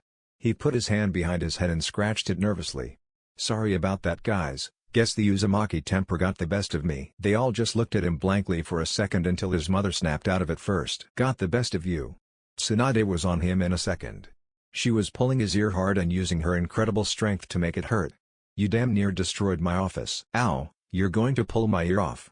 Naruto winded childishly in a chibi form along with Tsunade who was whacking him on the head. Everyone just watched the mother and son with clear amusement. Even the Anbu chuckled a little at seeing the storm of the leaf be scolded by his mother. Once Tsunade was done punishing her son she walked away with a huff and crossed arms under her wonderful bosom. Sakura-chan, can you tell the rest while I go home and get some medical attention to my brain? Naruto then left in a wind tornado, not giving her a chance to answer. Well I guess I have no choice now. Sakura then turned to Tsunade who was sitting at her new desk and chair. When we were about to kill Sasori he told us some important news. Oh yeah, like what? Tsunade asked with a head tilt. He said he was meeting with a spy in 10 days at Tenchi Bridge. Tsunade's face became serious. She got a bad feeling about this and that never meant anything good. Go on. The spy has information on Orochimaru and his whole village, supposedly. Tsunade's feeling was correct. Her evil teammate had something to do with this. However, this was a chance that couldn't be missed. They could possibly get the drop on the snake freak and wipe him and his village out. Okay, I will send you guys out on this mission. Kakashi, make sure you are ready for this mission in 10 days, but you guys will need another teammate to help you out. Kakashi who was still outside enjoying the breeze, snapped his book closed and looked at Tsunade. Do we really need another teammate? You know we are good enough to go on this mission without someone possibly bringing us down. That is correct, but for the sake of team balancing I have to give you guys one extra. Kakashi looked at Tsunade blankly for a moment. Whatever you say Hokage-sama. Kakashi then walked out with his book in hand, leaving Tsunade and Sakura in the office. Streets of Konoha. Naruto was walking down the street to his compound. He was thinking about just flashing there but decided to walk and admire the view of the village. He smiled and waved at all the people who greeted him. Naruto then saw a familiar pineapple top. "Shikamaru," Naruto said, and put an arm around the lazy boy's neck and gave him a grin. The black-haired boy sighed from the action but soon smirked back at his longtime friend. "Hey Naruto, I see you are still being a drag as usual." "Hey, don't be like that." Naruto then grinned, and Shikamaru didn't like that. "I just got back from the sand and you know who I saw." "Here it comes," Shikamaru said in his head. "Your fine-ass girlfriend." Naruto then laughed out loud. He would always mess with Shikamaru about how he managed to get a girl like Temari. "What a drag, if you mind, I am preparing for the Chunin exams right now." "Are you now?" Naruto put a hand on his chin. "They're going to be in the sand this year, right?" "Right." "Hey you guys." They both looked up to see Choji eating some barbecued chips. "Choji, I always see you putting something in your mouth." Naruto then got a smirk on his face and walked to the boy. Shikamaru saw the smirk and did a silent prayer for Choji in his head. Naruto then went up to the boy and whispered in his ear. Choji's face quickly became red and he had steam coming from his ears. Naruto, that is P perverted. All Naruto did was laugh and pat the fat boy on the back. "You will understand sooner or later." Naruto's eyes then snapped to where he saw a black and white tiger running towards him and his friends. He simply swiped his hand down and the tiger dispelled in an instant. Naruto's eyes snapped to the pale boy who was sitting across from them with a blank face and drawing brush in his hand. Shikamaru and Choji snapped to attention and got ready to defeat the enemy. "Who is that guy?" Shikamaru asked. His voice no longer holding the laziness it once had. "Doesn't matter, he is dead."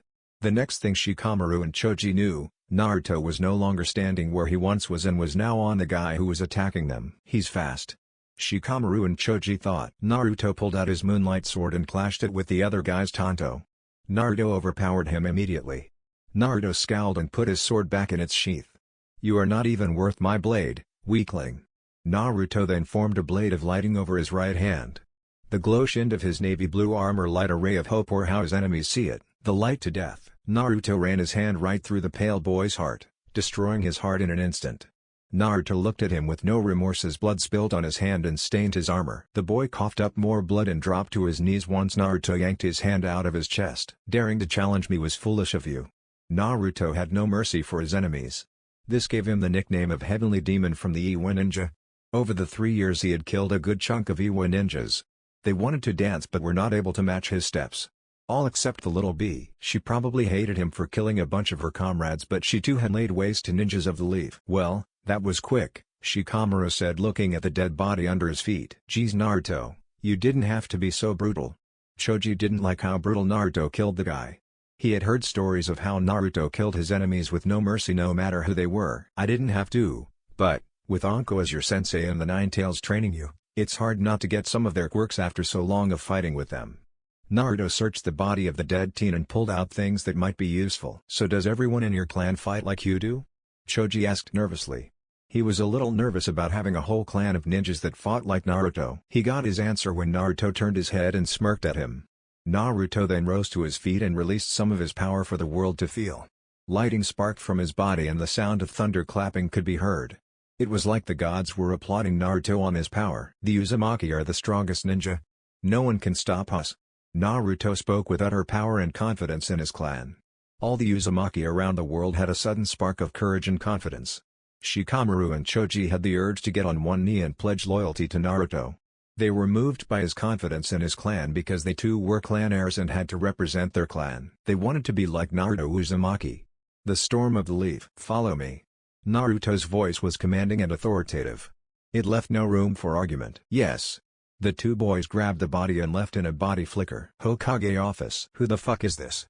Naruto asked while standing over the body of Sai with his foot on the dead teen's back. "Naruto, can't you see I am busy?" Tsunade was talking to the three elders while Hiruzen was standing next to her. "Old man, you're still alive," Naruto said, seeing Hiruzen in green and black clan robes while smoking his pipe. Hiruzen only chuckled at the armor-clad blonde. "I am very much still alive. But if you keep flexing your power like that I might die from a heart attack." Naruto chuckled to himself. "Well, I had to show these two how they run a clan." Naruto pointed at Shikamaru and Choji. "It doesn't matter, why are you here, boy?" the elder Kohara said. Naruto looked at the other elders coldly. His eyes were sharp and posture-ridged, as if waiting for someone to make a move. The elders began to sweat nervously and even Danzo seemed a bit off. "Damn it, he killed Sai. He was one of my best tools. Who is this guy? Naruto asked once again. He was supposed to be your new teammate. Tsunade spoke up. Then why did he attack us? I sent him to greet you. Danzo chose this time to speak up and hopefully gain control of the situation once again. Next thing he knew, Naruto slammed him into the wall and had a glowing blade of sharp chakra at his throat. Naruto looked Danzo into his one good eye. Ever since he had ripped the fake out along with cutting his arm off, which was made of Hashirama cells. I should just kill you right now, Naruto stated calmly and pushed the sharp blue blade closer. You won't, Danzo said as calm as he could. Inside he was nervous. Naruto was known for not showing mercy. But he had to try and play on his pride and the fact that he was in front of the Hokage and elders along with 2 clan heirs. Naruto, that's enough, Tsunade yelled. Naruto kept his gaze on the man for a little while longer. Naruto put him down and back away. He let his chakra blade fade away. Danzo smirked at Naruto. He had won and always will win. Hiruzen knew better though. He saw the look in Naruto's eye. It was the same look when he was about to kill Neji in the Chunin exams. Kushina, Naruto's mother, had the same look in her eye during the war. It was the look she gave right before she completely destroyed her enemies. Naruto, faster than anyone could see, quickly coated his hand in lighting and cut Danzo's head off. Danzo's head fell to the ground and his body soon slumped over. Naruto walked over to the body and went through hand signs. Goku, I need some of that hot shit. Hot and ready. Goku sent Naruto some of his chakra. Lava balls then formed around Naruto, which he made drop onto Danzo's body and burn it to ashes, and then burning that. Everyone in the room was shocked, well, everyone except Hiruzen. The old man simply sighed in pity for his old friend. Tsunade didn't think Naruto would do such a thing as killing an elder right in front of her and the other elders. The elders were shaking in fear of Naruto. Let this be a warning to you elders. Your political power means nothing, and you better know your role and shut your mouth. Naruto then flashed to his compound saying everything he had to say. His message was sent and he knows they got it direct. That boy. Tsunade rubbed her temples in frustration. She loved her son. Her son. It was weird calling herself Naruto's mother at first since she knew his real mother. However, Naruto didn't care and simply told her she was the closest thing he had to a mother. Soon she simply started to see Naruto as her son and just went with it. Yes, he is quite something. Hiruzen blew out a ring of white smoke. Hiruzen, why are you not doing anything? Koharu asked in fear and panic. Hiruzen only raised an eyebrow at her. And what do you want me to do? I am definitely not fighting him, I'd rather fight my old student again. Hiruzen shivered at the thought of just going up against Naruto. He could already hear the devilish laughter. Maybe if he was in his prime, but he knew that it wouldn't even make a difference if he was in his prime or not. He must be put to death. He killed Danzo, Homura shouted. Tsunade then flared her ki at the 2 elders and had bloody murder in her eyes. I've had enough of you. Be lucky he didn't kill you either. Now get out of my office. They tried to stand their ground. They were war veterans, for crying out loud. Tsunade got from her desk and walked over to them and grabbed them by their collars and threw them out of the door, breaking their old bones in the process. They all had it coming, the retired Hokage thought to himself. Uzumaki compound. Naruto appeared inside his room in the compound. He took off his battle armor and placed it on his armor stand. He took off his all-black undershirt and pants. He was now dressed in a messy white tank top that highlighted his muscles and well-toned arms. He was wearing some loose black pants similar to that of Tuya but made for comfort and not battle. He slipped on some blue sandals and left his room. He heard some noise in the backyard, so he walked over to see his daughter in an intense spar with Haku and Goren. She was using her kenjutsu skills to battle them both off while using some of that kadoshi was talking about. He could feel her spiritual pressure from inside and could only imagine that it must be worst for the girls outside fighting. He walked outside and saw Rukia be encased in Haku's crystal ice mirrors along with Goren, who had some crystal shards ready to pierce her. Rukia saw the attacks coming her way and took a calming breath. They had been sparring for 3 hours now and Rukia still had energy to burn. Haku and Goren seemed to be getting a little tired if their heavy breathing was anything to go by. Rukia reached inside her body and pulled on her chakra. The cold touch of her bloodline ran through her veins like ice-cold water in the morning going down your throat. Ice-style petrifying jutsu. Rukia was quickly covered head to toe in a thick layer of ice that protected her from the onslaught of attacks from Haku and Goren. Their attacks connected with Rukia's defensive jutsu, but she held strong. She quickly formed a plan inside her head. She jammed her sword in the ground and made a platform of ice, shot her into the sky, giving her a vantage point. She made a cross sign and 3 clones of Rukia popped into existence. They then went through hand signs. Ice style ice dragon. Three massive dragons formed behind the clones and rushed the girls on the ground. Haku was low on chakra, so this attack would be her last. Ice-style Ice Dragon Frenzy. 5 ice dragons rushed Rukia's 2 dragons. They were smaller than hers but more in number. However, she underestimated the power of Rukia's dragons. Rukia's dragons overpowered Haku's dragon in an instant, making Haku's eyes widen. Gurren made a giant dome of crystal to shield both her and Haku from Naruto's daughter. The whole compound was rocked by the explosion force of Rukia's attack.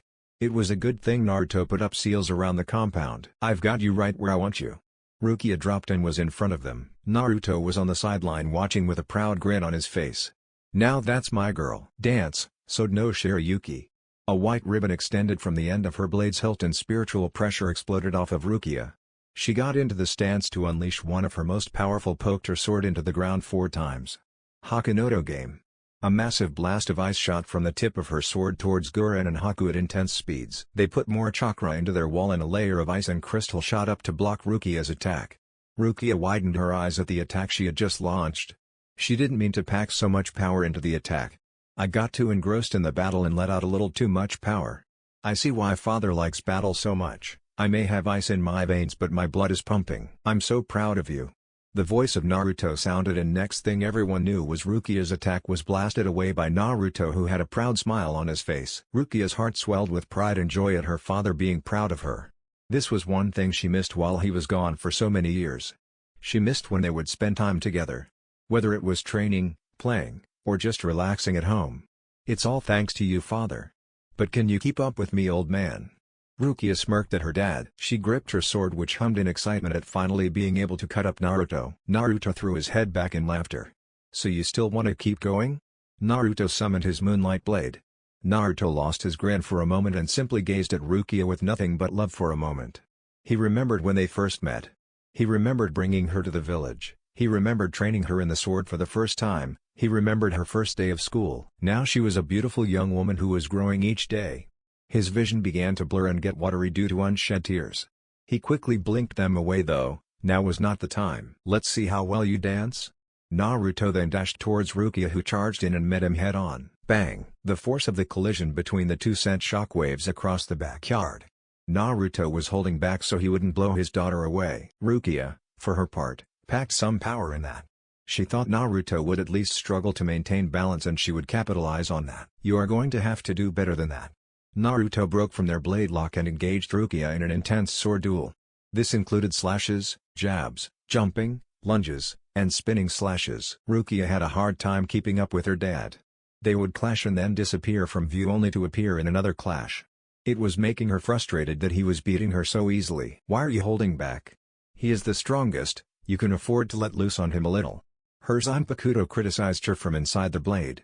She wanted Rukia to slice Naruto into pieces. "You're right, sorry." Rukia tightened her grip around her blade and her royal purple eyes shined with determination. She was going to win. Rukia soon disappeared in a burst of speed. Rukia was behind Naruto ready to strike. Naruto widened his eyes at seeing Rukia move so fast. He could still follow her clear as day, but that was almost like his flying Raijin. He could feel Rukia was behind him getting ready and could feel the smugness coming off her blade. Naruto only smirked. He was gone in the blink of an eye. Rukia was not surprised that her dad was able to dodge her attack. She was not yet a master at the move yet and only good enough to travel short distances. "I am impressed once again." Rukia turned around and saw Naruto clapping for her. "What was that move called?" "It is called Flash Step and you can experience it more in a second." Rukia then disappeared again and was on Naruto with fast pinpoint accurate slashes. Naruto bobbed and weaved in between the slashes. Naruto ducked and gave Rukia a shoulder tackle and then kicked her away a good distance, allowing them both to get some rest from the quick exchange they just went through. Naruto stood straight up and held his blade out with his right hand. "Don't falter." Rukia dashed towards Naruto in the process, kicking up dust and cratering the ground where she dashed from. Naruto simply held his blade firm and looked sharply at Rukia. Naruto's blade glowed blue while the air got colder from Rukia's sword and chakra. Naruto blocked a barrage of strike from Rukia which left small craters on the ground from the force of her power. Everyone who lived in the house was outside looking at the two with amazement on their faces. "Rukia-chan really is strong," Shizune said. She was proud of the girl just as much as Naruto was, well maybe not as much since he was the girl's father. Everyone saw flashes of the two all around the backyard. They were leaving deep cuts in the ground that glowed from leftover chakra. Naruto blocked an overhead slash from Rukia and parried with a slash meant to cut her admin. But she covered her hand in a thick layer of ice and blocked his blade. She's strong. To be this good at such a young age, but this isn't enough to take me down. Naruto stomped the ground and high-pressure water spikes shot up from the ground. Rukia froze some of them and dodged the rest. Rukia slid back and had her blade in her right arm and was high above her shoulder and looked like she was ready to thrust the blade. Naruto slid back in his blue sandals that were covered in dirt. His white tank top was a little dirty but was overall clean. What is she doing? Her blade glowed wide and next thing Naruto knew was he had to dodge the thick layers of ice rushing at him. He sliced some of them with his blade but she was able to launch a lot for someone who seemed to be tired. Naruto locked onto Rukia who was about to make her way towards him if the way her legs seemed to tense. Naruto was about 30 feet away from her but space meant nothing to him. The blonde was on Rukia in 3 steps. Don't slip, this dance is dangerous. Rukia had to put her blade up and block the perfect slashes from Naruto. She had no idea how he wielded his sword so fluently. She watched as his blade cut through the wind with no resistance and seemed to make the wind swirl around his blade in a tight motion. Bang! Sparks flew as Naruto and Rukia were a blur once more but it was clear Naruto was winning. And for the closer. Naruto did an overhead slash which was blocked but he did not stop and swung once again in a horizontal way. Rukia then lost track of Naruto's blade and was assaulted with the heavy strikes from Naruto. Naruto swung his blade which seemed to be in slow motion for Rukia. The blade caused deep cuts to form in the ground while the wind howled from his blade cutting through the air. Naruto had knocked Rukia's sword from her hand and made her fall on the cut Rukia's cheek, drawing a little blood. Dance of the Uzumaki. That was what Naruto just pulled off. It was 4 formations of movements which got stronger with every formation and step. Rukia had managed to survive 2 steps and was the only left alive to talk about it. Good job little rabbit, you did good. Naruto picked her up and placed Rukia on his back. Rukia blushed. I told you to stop calling me that, I am not a little girl anymore. She put her arms around his neck and legs around his waist to hold herself up. Naruto only smiled. And I told you, you'll always be my little girl. Rukia laid her head on his shoulder and huffed. I know. He began to walk over to the others leaving the half-destroyed backyard which had ice spikes and deep craters with water filling the hole along with pink crystals littered on the ground. Did I do good, Dad? You did amazing Rukia-chan. Rukia smiled at getting her dad's approval. She wanted to make him and her clan proud. She would get strong and eventually defeat him one day and lead the clan.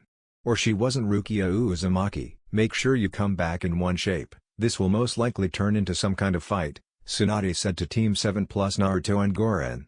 Goren would be the extra team member they needed. It didn't take much convincing from Naruto's part. A little alcohol from his Thunderbirds and she was set in stone. I bet that shithead will pop up, Naruto said with crossed arms, making his blue armor clank. He had decided to wear it since he was sure a huge battle was coming and he wanted to be prepared. When he put on the armor heads were going to roll. If so you have permission to kill him. Tsunade responded. I was going to do that anyways. Tsunade's eyebrow twitched from her son's antics. Just make sure you all get what information you can before shit goes south. Now dismissed. The makeshift team left to the front gates. The teams appeared and were ready to leave until Kakashi stopped them all. Naruto, can't you just fly us all to the location so we won't waste time? Yes I could. Great, is everyone ready? Kakashi asked and everyone did a quick pat down to make sure they had everything. Naruto looked to Goren who was wearing her green dress that had one long sleeve and another missing sleeve. Under her dress she had a red turtleneck which is a one-piece suit that has a white fluffy collar and black gloves. On the bottom of the dress there is a big Uzumaki swirl the color white. Goren is wearing calf-length black sandals. She looked damn sexy if he was being honest and had to resist the temptation to take her back home and dominate her. He would settle for what he could get now though. Eep. Goren let out a girlish squeal that was not like the normal Goren, who was sadistic and well-mannered. The light blue-haired woman turned to glare at Naruto who was not looking ashamed at all, only grinning. Must you do that in public? Her face had a pink tint to it from the embarrassment of getting her ass slapped in public. I'm sorry, I just couldn't help myself. You are a pervert, Sakura said in deadpan. Sakura-chan. The group turns to see a white-haired teen who had a slim figure walking up to the group but mainly Sakura. Naruto remembered the guy right away when he saw the 2 red dots on his forehead. Kimimaro-kun. Naruto saw his little pink-haired sister run and jump in the man's arms and give him a big kiss. His eyes almost fell from his sockets. Naruto looked to see if anyone else was shocked like him but they were all smiling as if this happened often. So you are about to leave, I see, Kimimaro said while holding Sakura by the waist. Yes. We are about to track down some spy. Well, be safe, I will be waiting for your return. He gave her another kiss and left in a body flicker. Sakura put her hands to her red cheeks and started to fantasize about the things they have done and will do. The pink-haired girl then snaps out of her thoughts and goes back to the group and is under the gaze of Naruto, which makes her shrink. "So anything you want to tell me?" Naruto asks, looking down at Sakura. Surprise," she said weakly. Naruto looked at her for some more, making his gaze even more penetrating. He then bonked Sakura on her head, giving the girl a lump. Sakura whined a little before she healed herself and glared at Naruto, but she hid behind Kakashi when he raised his fist again. Except this time his three elements, wind, water, and lighting, spun around it. "Anyways, let's go. Naruto, summon one of those thunderbirds please." Kakashi clapped his hands. Naruto then bit his thumb and went through hand signs, and in a puff of smoke 2 six-winged birds were there and ready. One bird was all black and the other was all white. The white bird was called Blanco and the black bird was called Negro. "Well, look at you two all grown up." Naruto rubbed their heads and the two birds leaned into it. "Yes, Naruto-sama, we are big and strong now," the white bird named Blanco said in a childish male voice. "We were always strong, HMMP. The black bird named Negro said in an arrogant male voice. He was quickly smacked upside his head by his twin brother. "Yay, that's why Naruto-sama beat you up last time, right?" Blanco laughed at his brother. "You can't beat me though." Negro got ready for a fight. "Oh yay." Blanco also got ready, but before they could fight they were both hit over the head by Naruto. "You still argue over the smallest things," Naruto sighed while the birds rubbed the bump on their head. "Just take us to Tenchi Bridge." Naruto climbed on Blanco, Gurren followed behind him and wrapped her arms around Naruto's waist and smiled. Sakura and Kakashi climbed on the Negro and they all took to the sky. "Hokage office. You can enter now." Tsunade spoke out to nobody until the wind from the breeze blew her hair. When the breeze went away it only showed the serious face of Jiraiya. Tsunade, seeing the serious face of Jiraiya, also put on a serious face. "What's going on?" "Iwa, they are sending a fleet of 500 ninja to the hidden grass to take it over and grab a foothold." Tsunade's eyes widened in shock. "That's not good. This will spark a war, no doubt." The Hokage then started to bite her thumb in nervousness. "Why would Oniki do this? We have more allies than he does." "That is true, but they outnumber our ninja." Jiraiya put in his 2 cents. "That still wouldn't make him do something as outrageous as this," Tsunade yelled quickly, losing her temper. "I know, the old man must have something up his sleeve." Jiraiya went into deep thought about what could have made him so sure of his actions. Especially with the fact that Naruto was back and an active ninja. The answer soon came to both Tsunade and Jiraiya at the same time. Akatsuki, Tsuchikage's office. The third Tsuchikage was currently shaking the hand of One Pain, the leader of the criminal organization. They both had a common enemy in this situation, the Leaf Village. It also helped that they had done business once in the past. One wanted peace while the other would only take what was left. Like a vulture, Oniki claimed it would help Iwa become the strongest and surpass all the others. "I will be in contact with you." Pain didn't give Oniki any time to argue and just left the room. The old man grumbled about young whippersnappers and showing no respect these days. That was until his granddaughter spoke up. "Gramps, I don't like this, we should find some other way to deal with this. The Leaf has us outnumbered with allies. Some guy with fancy eyes isn't going to help." "Will you calm yourself down? I know what I am doing." "Really, we have been having skirmishes with the Leaf for 3 years now, you also waited for him to come back." Kurotsuchi, the fiery woman, had a hint of anger in her voice. "What? Are you scared?" Oniki snapped on her. The black-haired woman gasped in shock at this. How the hell could he say that when she was the only one out there fighting that crazy blonde and holding her own? She wasn't stronger than him, but she damn sure did a better job than anyone else who has come into contact with him. The female Jounin knew Naruto was holding back on her because he never used his Bijuu's chakra, only his stupid storm release. "How the hell can you say that? You are not even out there fighting. All you do is push papers and complain about your back problems. You haven't seen his power, you don't know how overwhelming it is." Oniki scoffed at his granddaughter. "He is just a brat with a head too big for his shoulders. I have seen his kind before." The big-nosed Kage thought of the late Madara Uchiha he had fought long ago. Kurotsuchi started to shake with controlled rage and the ground under her started to melt. "I am telling you not to make such a brash move against the Leaf like this. Stop thinking about the old way of things, it won't solve anything." "Get out," Oniki said, not even looking at his granddaughter who had a sad look on her face. She knew what he was planning would only hurt them more in the end. The words of Naruto then rang back into her head. "It's time for a change in the world, out with the old farts and in with the new. I look forward to our next dance, Bumblebee. You'll become even more beautiful in the future." Kurotsuchi left the room and punched the wall outside, causing lava to explode from her hand and melt the whole wall. There was a blush on her face that went to her ears. That bird brain, flirting with me when he already had a harem of girls. She let out a HMMP. No way in hell would she become part of his little harem. She'd rather run a lava-covered hand through his heart. Naruto was a rival for her and nothing more. Last time she saw him was a year ago in one of the skirmishes in Waterfall. He had changed. The bird brain wasn't just throwing jutsu around like he was before. Her face got red again. He was also more handsome. She then left in a body flicker to her house before anyone could see her. Appearing in her front room, she took off her flap jacket and was only in her red shirt that had a sleeve missing. The black-haired girl fell back on her couch. We don't see each other that way and he knows it. He is simply a flirt and can't help himself. She shook her head. Why was she thinking about that bird brain like this? A flirt he may be, but a cheater Naruto isn't. She knew him well enough to know his loyalty ran deep just like hers. We are just rivals and I will come out on top. She had to admit though. The thought of fighting Naruto when he was holding nothing back was a little unsettling. They already reshaped the earth with their fights. What could he do at full power? The pink-eyed woman knew that Naruto cared for her somewhat and she hated to admit it, but she did as well. But if a war broke out, would he just kill her? She didn't want to die. There was her dream of leading the village and she was sure Naruto would become Hokage. She pictured the two of them both with the cage hats along with Gaara. That was when it hit her. Out with the old and in with the new. So that is what he meant. The bird brain wants to make a new era for the shinobi. A smile then came to her face. I'm down, but you still won't beat me. Tenchi Bridge. The group were hiding in the bushes overlooking the bridge. They had jumped off the bird so they wouldn't get noticed right away. I'll transform and make my way over there. Naruto in a puff of smoke was now an exact copy of Sasori. Don't forget to change your voice, Kakashi told the disguised blonde. Already on it, Naruto said in a voice sounding as if he had just smoked 100 cigarettes in 5 minutes. His voice was scratchy to the group's ears. I'll be off now.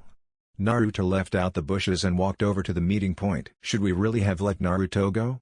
Sakura said with a worried face. Kakashi only waved her off. He's the best at the clone jutsu, so it only makes sense that he goes. But he is not known for patience. Sakura tried to reason. Until Guren cut in. Master will be just fine. Guren sent them a smile which made the two calm down a little.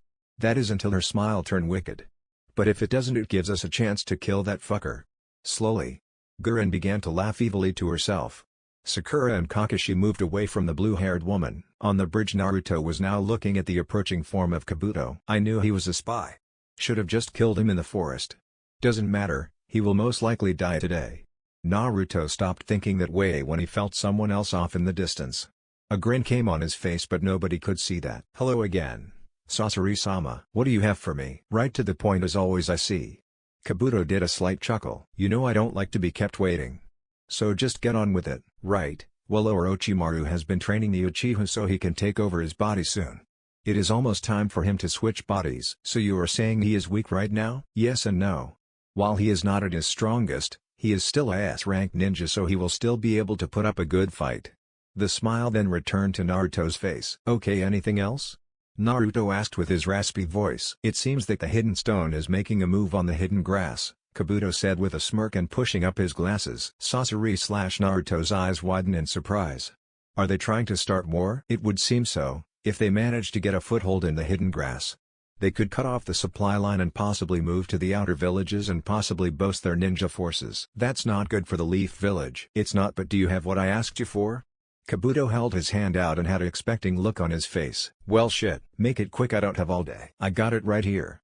Naruto reached behind him to grab a kunai and shove it right in Kabuto's head. My oh my, what do we have here?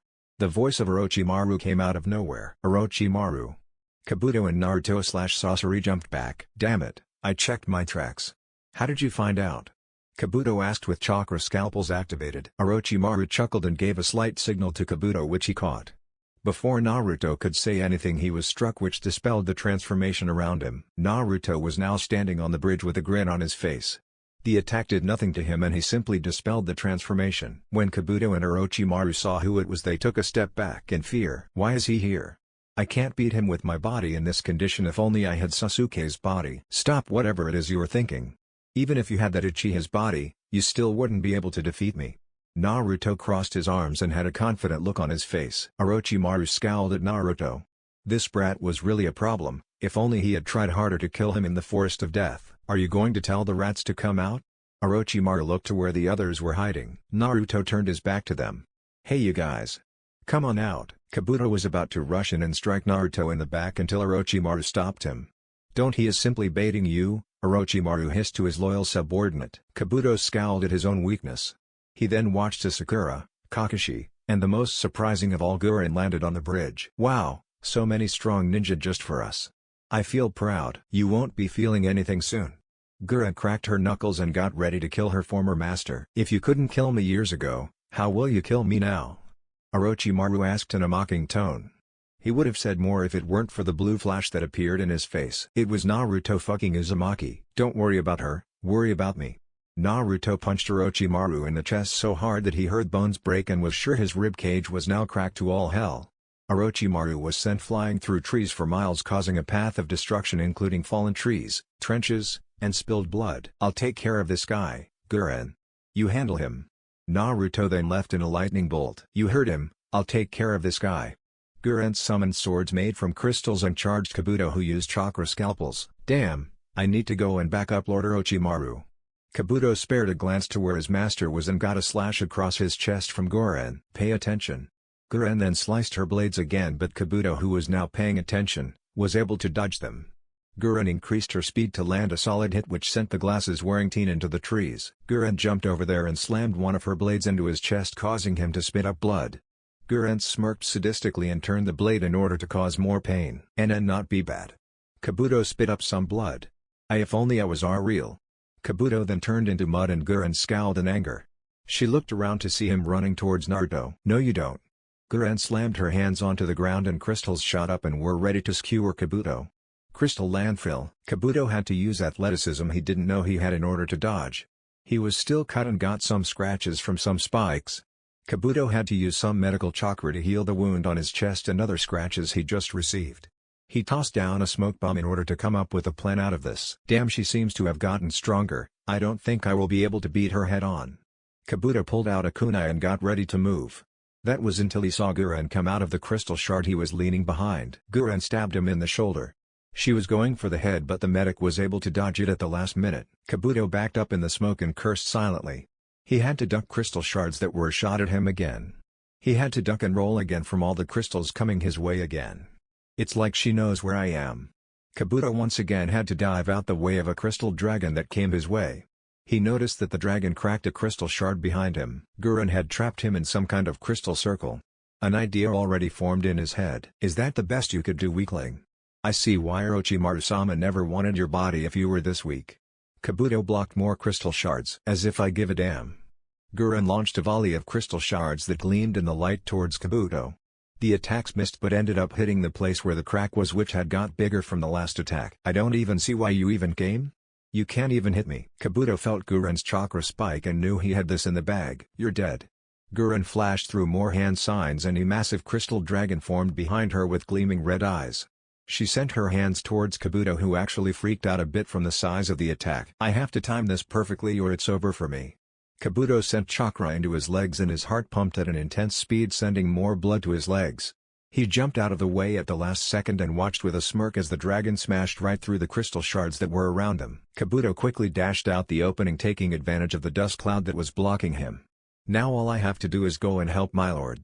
Kabuto began to run in the direction where he heard explosions and could feel Orochimaru's chakra depleting fast. Alright, let's move, Kakashi said to Sakura, who jumped off.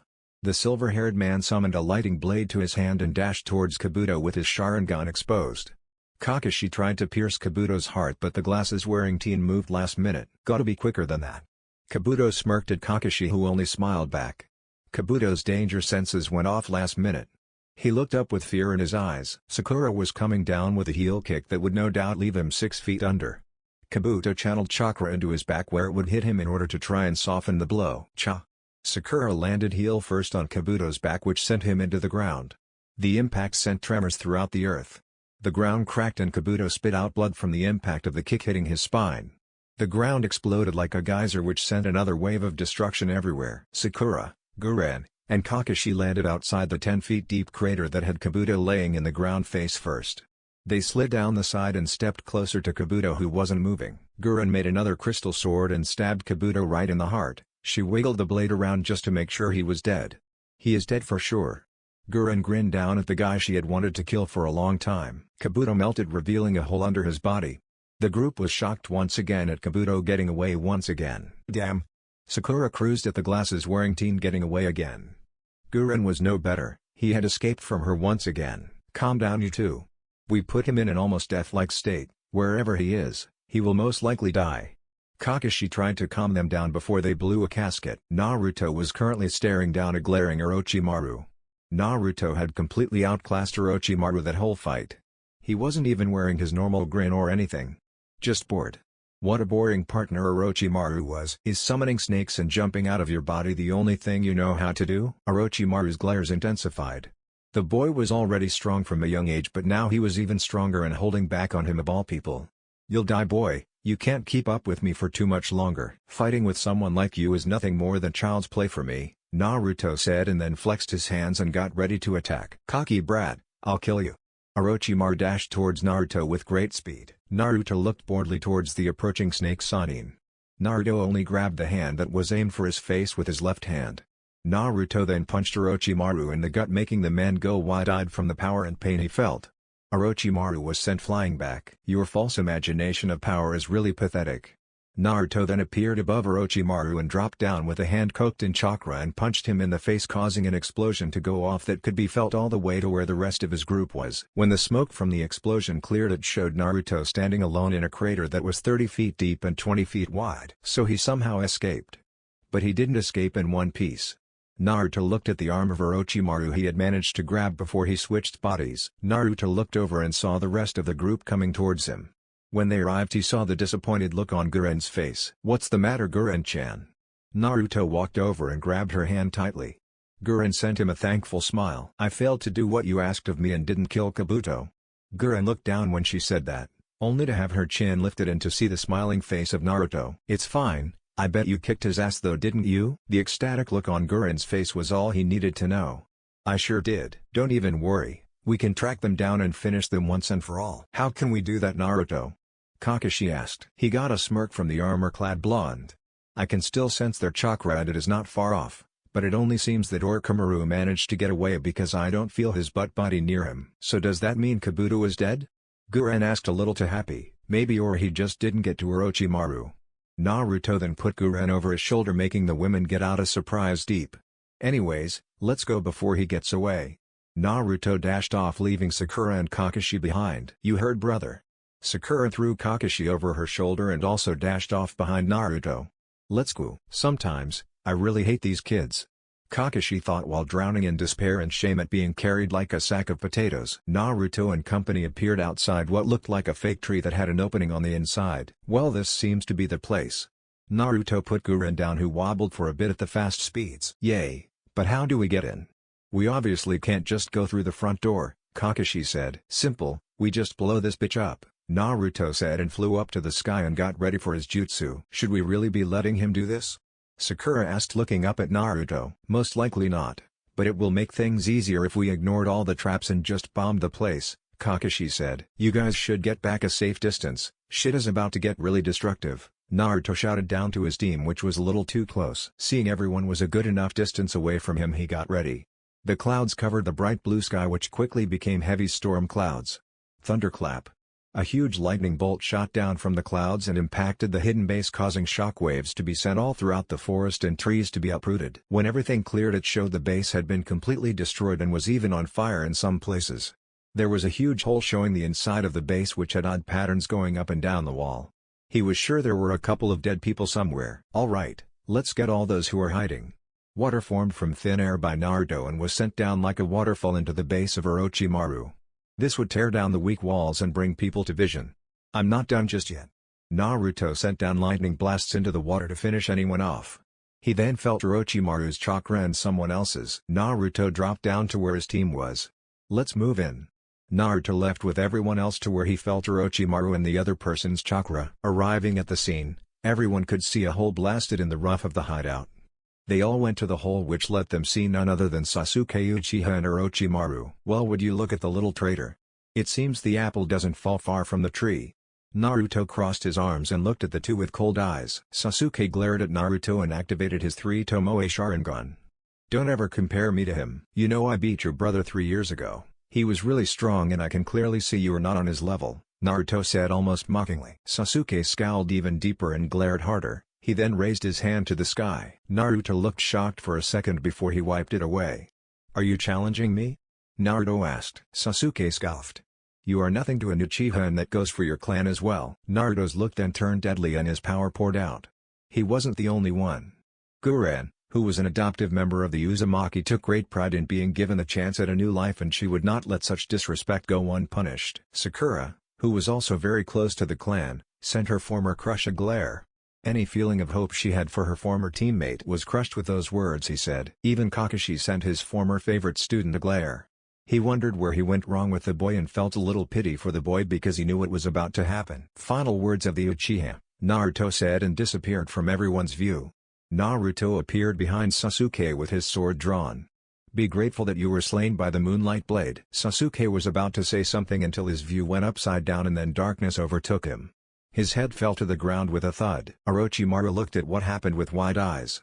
He began to panic. All his hard work had been wiped away in an instant, all because of Naruto Uzumaki. He looked at Naruto, who didn't have a hint of remorse at what he had just done. An intense rage then took over Orochimaru. "I'll kill you." Orochimaru launched himself at the blonde, who simply readied his longsword. "No matter how tough you make yourself out to be, this is the end for you," Naruto said right before he slashed Orochimaru in various points on the body. Moonlight sword style, sleet storm. Orochimaru's body then fell into multiple pieces. Blood flew everywhere and his inner organs dropped to the floor. Naruto looked at the two ninja he had just slain. It was another body for his moonlight blade which seemed to hum.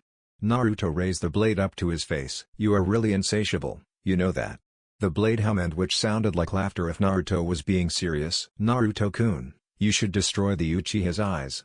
Kasumi's voice echoed in his head. "Yay, someone might come after his body for that." Naruto walked over to the head of Sasuke and covered his fingers in wind chakra and jammed his fingers in his eyes, moving them around to be sure he got the job done. "Naruto, is that really necessary?" Sakura asked, a little green in the face at what Naruto was doing. "Yay, don't want anyone to take his eyes and cause more trouble." Naruto then stood up and sealed the two in a scroll so he could show his mother and get the money for killing these two.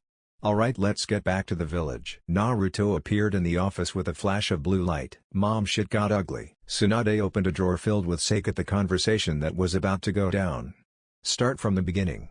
Tsunade took a swig. Naruto then began to give her a detailed report of what went down during the mission. He told her about how he transformed into Sasori in order to fool the spy, which turned out to be Kabuto, who managed to escape. Guren had stepped up to explain her fight with the glasses-wearing loser, is how she put it. Once done explaining her fight, Guren stepped back in order to let Naruto finish. Naruto told her about how he was beating the shit out of her former teammate who was weakened. Tsunade wasn't that surprised that her son called Orochimaru a boring dance partner. Yes, the snake was weak, but he was a S-rank ninja with multiple victories under his belt. "He then ran away when I was about to finish his ass, but you know there is no hiding from me," Naruto said with pride in his tone, making Tsunade roll her eyes at Naruto bragging about his sensing abilities. Yes, can you get back to the report?" Tsunade was already on her second bottle of sake, which was becoming empty. "Once we tracked him down, we found his base and I blew it up with a jutsu of mine. Once the place was destroyed, I flooded it with a powerful water jutsu and then added some lighting onto it." Naruto said all of this like he was just talking about how his day went. Tsunade got a sweat drop at how Naruto just said he destroyed a base and all the people in it. Orochimaru and none other than the runaway Uchiha came out of the snake hole. Long story short, the Uchiha disrespected me and the clan, so killed him along with his teacher. Naruto shrugged his shoulders at the loss of a clan and one's comrade. Tsunade widened her eyes at Naruto's last statement. "So they are both dead?" Naruto only took out the scroll and tossed it to her. Tsunade caught it with ease and then set it on the desk and unsealed it, allowing the dead bodies of Sasuke and Orochimaru to appear on the desk.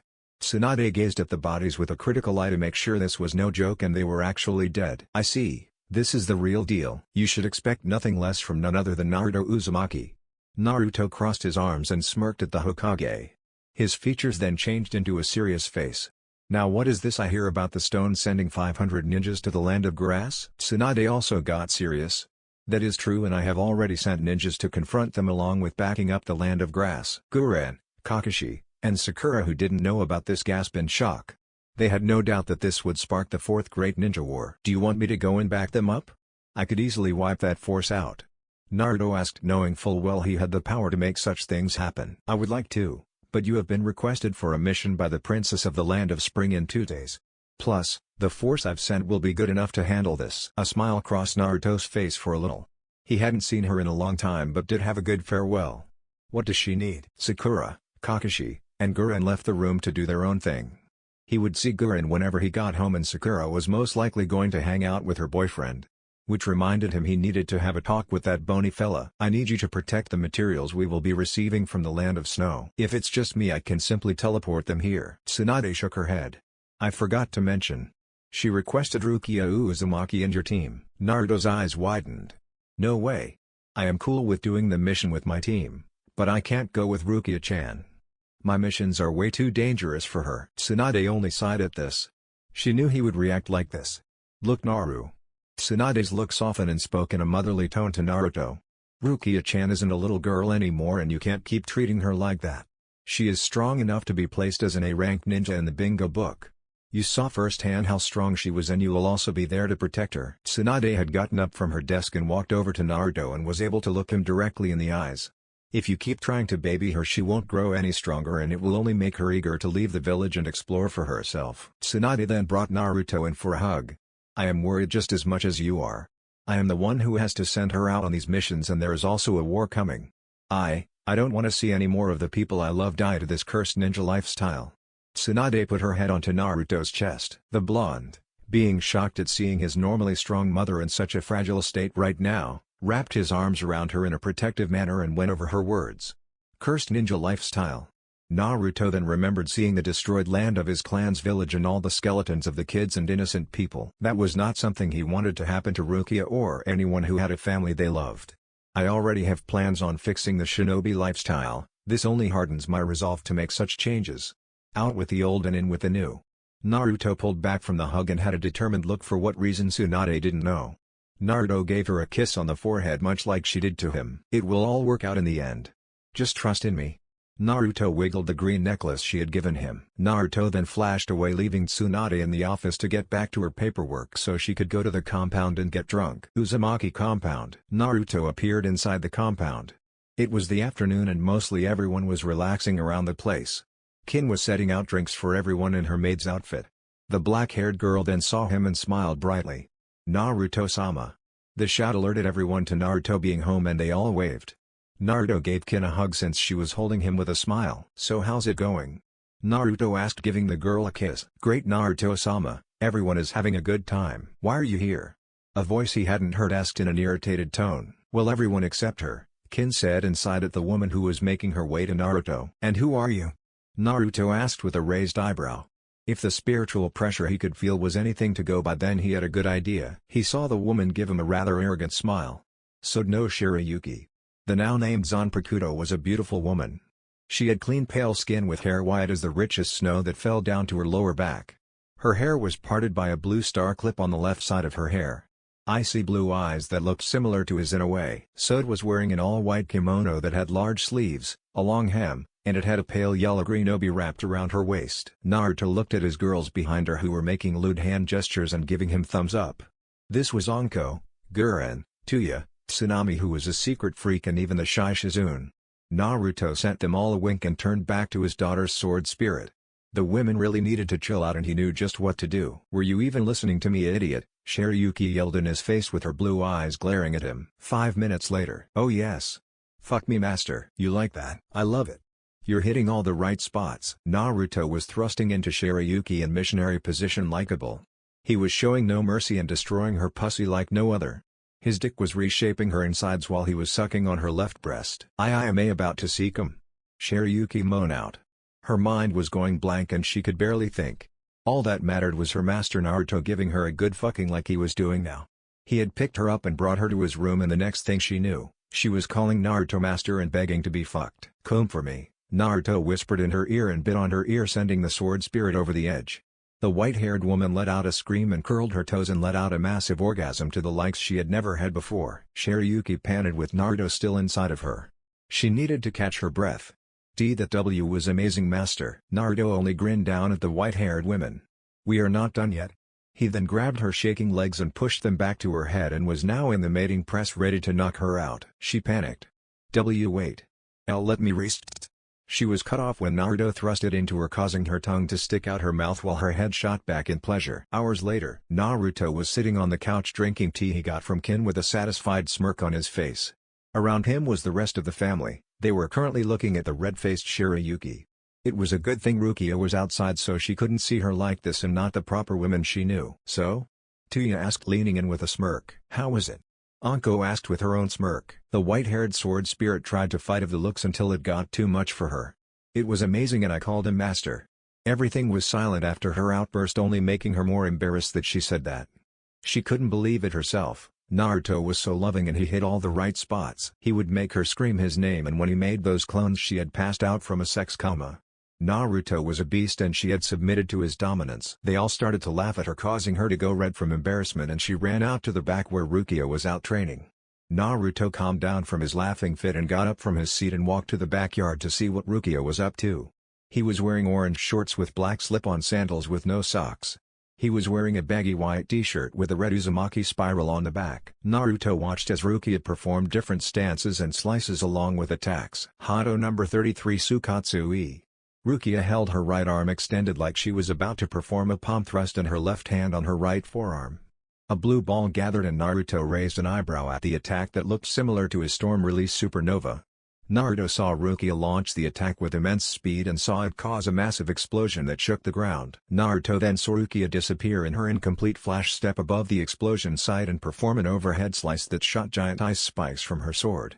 However, Naruto saw a flaw in her movements. Good job, Rukia-chan. But can you do that flash step again? Rukia looked over with surprise at Naruto before she registered what Naruto asked of her. The purple-eyed girl nodded and left in another flash step. There it is again. Naruto narrowed his eyes and flew over to the panting girl.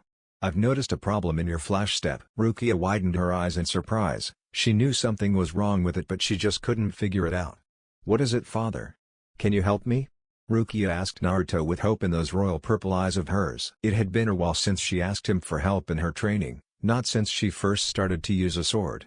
He was about to ruffle her hair like he always did but stopped when he remembered that Tsunade said not to treat her like a kid. So he only smirked. Of course I can. This made his daughter smile and almost jump with happiness. Now with your flash step it seems that you seem to be using it wrong. How so? Rukia asked, taking a sip of water. It's more of a leap in space and time and not constant steps like you are using it. You want to leap off a foot and not jump off your flat foot how you are doing it. What do you mean, father? Rukia asked Naruto, not getting what he was saying. I'll just show you, Naruto said with a smirk. How? You don't know the flash step. The smirk Naruto gave her made warning signs go off in her head. She watched Naruto channel wind chakra in the bottom of his feet and saw him bounce for a minute. Like this. Naruto then skipped out of sight for Rukia, making her go wide-eyed. She then saw a bunch of Narutos flashing all around her. Just bounce. One of the Narutos said. He stopped and appeared in front of her with a smirk. How did you do that? Rukia and Shirayuki were amazed at Naruto being able to copy the flash step with just his raw speed and wind chakra. I simply cover my feet in wind chakra and just bounce all around while also using my own speed and force of how hard you push off the air. However, Naruto stopped and disappeared again and started to flash around at even faster speeds and was only a blur to Rukia. She couldn't see him at all. This is the body flicker jutsu, a much better version of what I just did and also a watered-down version of your flash step that could surpass all of those in speed, Naruto said with pride aimed towards Rukia, who only smiled. Let me give it a go. Rukia then bounced off her foot and started to do multiple flash steps. Naruto watched as he saw Rukia flashing around with her black Shyakushu that had a red Uzumaki swirl on the back. She was still wearing that white teko. Naruto still saw a problem in her flash step and it had more to do with her blade. To loose. Naruto reached out and caught Rukia, who had lost her balance and almost fell.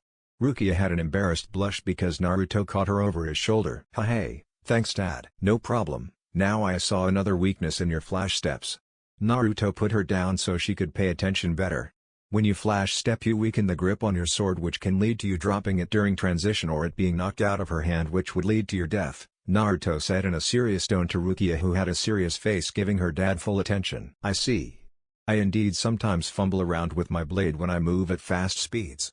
Rukia held her head down in shame until she felt Naruto pull her into his chest. Now, don't you get all sad because I said you have some weakness. Just train until you remove those weaknesses. You got me? Naruto said, patting the girl's back. She was still shorter than him, only going to his upper abdomen. Naruto smiled down at his daughter who was leaning against him. She has really grown. Naruto recalled the times when she was much younger and still called him Papa. I get it, Dad. I just wanted to make you and the others proud of me, Rukia said, stepping back from the hug with a smile. We are already proud of you and we always will be, Naruto said with a smile. Master is right, we will always be proud of you no matter what, Shiryuki said through the mental link she had with Rukia. Rukia's eyes widened. Why did you call my dad Master? Shiryuki panicked and blushed, but no one was able to see it, thankfully. And I know our reason. I simply lost a Benny and have to call him that from now on. Okay, Rukia said with suspicion in her tone. She would have asked more if it wasn't for Naruto bringing her from her thoughts. Alright, I'll train you until our mission in 2 days. We have a mission together? Rukia was happy to be going on a mission with her father and was now pumped up. She could feel the ice running in her veins and got ready to train with her father. Outside the hidden grass, a group of 500 leaf ninja were standing across from the hidden stone ninjas who also numbered at 500. The battle was about to commence and things would get bloody and not everyone would leave out alive. We fight towards peace and let this battle bring us a step closer. Yuga Uzuki yelled out to her forces. She was the leader of this small army. The woman gripped her sword and raised it into the air, making the leaf ninja cheer out. Let's do this, Iruka said with determination. He had gotten back into training after seeing how strong his former students had become over the years. Tsunade, seeing this, had drafted him for the battle. Damn straight, now let's kick some stone ass, Genma shouted. The tree leaves shall bud anew this day, charge, Yugao shouted and charged with her sword ready. 2 days later, Rukia flashed stepped behind Naruto. She went for a downward slash, but not to her surprise Naruto disappeared from her view. Naruto appeared above Rukia and delivered a falling axe kick to her. Rukia tried to put her sword to block, but the strength from Naruto was just too great. Rukia flew into the ground and formed a crater, causing her to also drop her blade. Naruto landed next to her without a sound. Didn't I tell you not to let your blade go? Rukia coughs and gets her breath together. I tried, my arms are just tingling right now from your kick. Don't worry about it. You need to put some muscle on that little body of yours and eat some steak. Naruto then stopped and got a teasing grin on his face. Maybe then your flat chest will grow. Rukia got a tick mark and her face became red with anger and embarrassment. She got to her feet in an instant and arched her arm. Hakuren. A large and powerful avalanche is launched from the tip of Rukia's blade. It hits Naruto, sending him into the house frozen in ice. Idiot fathers. Naruto, encased in ice, appeared in the living room. Though he was trapped, he still had a grin on his face. Haku got up from her seat with a sigh and walked over to Naruto. What did you say this time, Naruto-kun? Haku was about to get Naruto out of it until he just burst out of it. I only said she needs to eat and maybe her boobs will grow. Naruto walked over to Haku and planted a kiss on her lips. So ready for our mission? Yes, it will be a nice change of pace from working at the hospital and only going out on supply runs. Great, we just need Anko-chan and we will be ready. Anko then jumped on Naruto's back and wrapped her legs around his waist while he held her by her juicy ass. Speak of the devil, I heard you were looking for me. Anko nuzzled Naruto's face, making them both laugh. Get a room, Mom and Dad, Rukia said, coming in from the back. Over the years Naruto was gone, she had grown closer to the older women in her life and just saw them all as mothers. It may seem strange to others, but the whole clan was strange. If we do that we wouldn't make it in time for the mission, Naruto said with a smirk, making Rukia blush in embarrassment at what Naruto was hinting at. Stop saying such things out loud, have you no shame? Rukia was not as free-going as Naruto. She had a wild side like the rest of the clan, but she had a much better handle on it. Oh come on little bunny, have some fun, Anko said from Naruto's back. Anyways, are you ready to go? Naruto asked Rukia. I have to grab something from my room and say goodbye to Chappie. Oh, let me come and talk to the little rascal. Naruto walked with Rukia to her room with Haku and Anko still on his back. They opened the door to see the perfectly clean room of Rukia. She had her bed against the wall in the corner with a white stuffed rabbit. She had a white carpet where the Snow White bunny Chappie laid. There were other things you normally kept in your room. Rukia had a mini icebox in her room where she kept her secret stash of carrots and lemonade. Chappie popped his head up and hopped towards Rukia, who opened her arms for him. I'll be going on a mission soon. Chappie licked her face, making Rukia giggle. Just go through the rabbit door if you need something. Rukia had made a doggy door but changed the name to Rabbit Hole. What's up, Chappie? Naruto started to rub the bunny's head, who leaned into his hand. I am glad you are getting along with my daughter. Yes, Chappie is just a sweetheart, Haku said and rubbed the white rabbit's head. Okay, let's get going, We wouldn't want the Hokage storming into the place, Anko said with a chuckle. I know what you mean, she has a real mean streak, Naruto said and walked to the door. Okay, just let me grab one more thing, Rukia said and went to her dresser and pulled out some fancy white goggles that she placed on her forehead while she moved her headband to her left arm bicep. Why are you wearing goggles? Naruto questions with a tilt of his head. Well, I just think they look really cool, Rukia said with a bright smile. If you like, then that's all that matters. Let's just go before Granny Tsunade blows a casket. Naruto placed a hand on Rukia's shoulder while Haku wrapped her arms around him.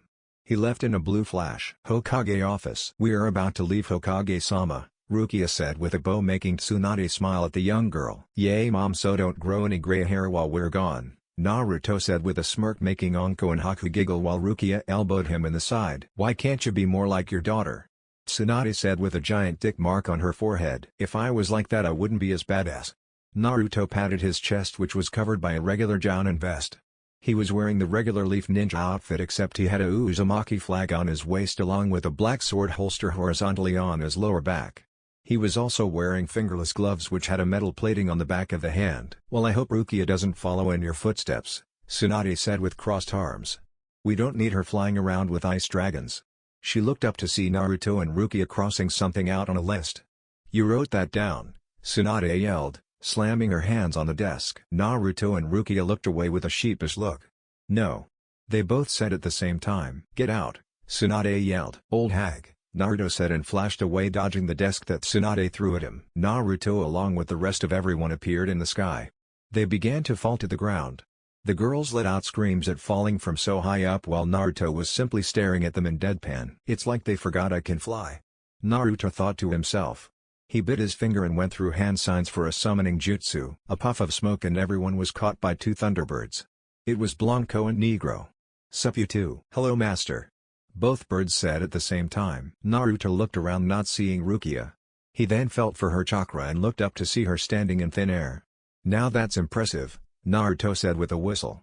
Everyone else looked up to see Rukia standing there. Rukia-chan, how are you doing that? Haku questioned Rukia with a shocked face. Well, I don't know, I just did it. Naruto narrowed his eyes towards her feet and tried to feel for wind chakra but didn't feel it at all. Must have to deal with her spiritual power. This was something done on instinct. Naruto simply gave a proud smile. At least I know she has the moves of the shinobi killer. Rukia then descended to the bird Naruto was on, which was Negro. Alright, that was awesome. Is that how it feels when you fly, Dad? Rukia said with excitement. Something like that, but you were only standing there, so next time try to fly off, Naruto said with a smirk. He then rubbed Negro's head. Now take us to the Land of Spring. The two Thunderbirds zoomed through the sky with a mighty caw. Land of Spring. The group was now jumping through the trees of the country since they had got off the birds a while ago. They sent Naruto another message from Hiro telling him she wanted to see him for some training. He would go see her after this mission before she raided the village looking for him. Alright, we are almost there, Naruto said to his team. They all nodded in confirmation. So what is this place like? Haku asked. Well, last time we saw it, there was snow everywhere until we activated a big-ass generator. It is most likely a grass field with mountaintops filled with grass and trees now. Naruto answers Haku's question without missing a beat from tree jumping. Naruto then stopped on the next branch, making everyone stop on his tree. The blonde wasn't really focused on what was going on. He closed his eyes and reached out with his senses. Naruto-kun? Anko asked with a head tilt. She saw Naruto drop to a knee and place his index finger on the ground. They all knew he was trying to sense something. He only got in this position if he was double-checking. This meant the person was either strong or it was multiple people. They then saw his face split into a full grin. Or he was about to have the fight of his life. Naruto then got up with his grin still in place. Let's go. Naruto dashed off at a faster pace, causing the others to try and keep up with him. The blonde fingered the sheath of his sword with barely contained excitement. Naruto-kun, what has you so excited? Anko asked the question everyone wanted to know. It's time. He simply replied, not really giving anything away and only bringing more questions to their mind. They all kept jumping until something shot out of the trees at blinding speeds and connected with Naruto, who threw his fist out with a grin to match what just collided with him. The force from which they collided blew the others back, causing just Naruto and the figure to be in the tree. Rukia came back to her senses and saw her dad in an intense taijutsu battle with what looked like a woman. She saw Naruto block and dodge a round of punches. Naruto then kneed the person in the stomach and grabbed them by the stomach and flipped them into a tree, causing them to crash through it.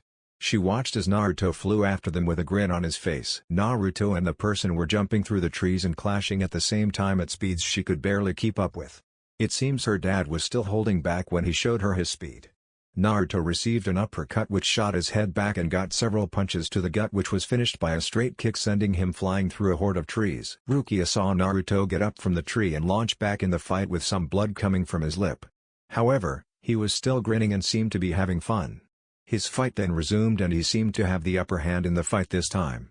She watched as Naruto ducked a left hook and rose up with his own uppercut, making the woman rise off her feet. Naruto backflips in the air and then zoomed back down with a dynamic entry which landed with the woman's stomach, sending her crashing into a grassy plain, causing a trench to form with her body in it. Naruto then hovered a good distance in the air and had a smirk on his face.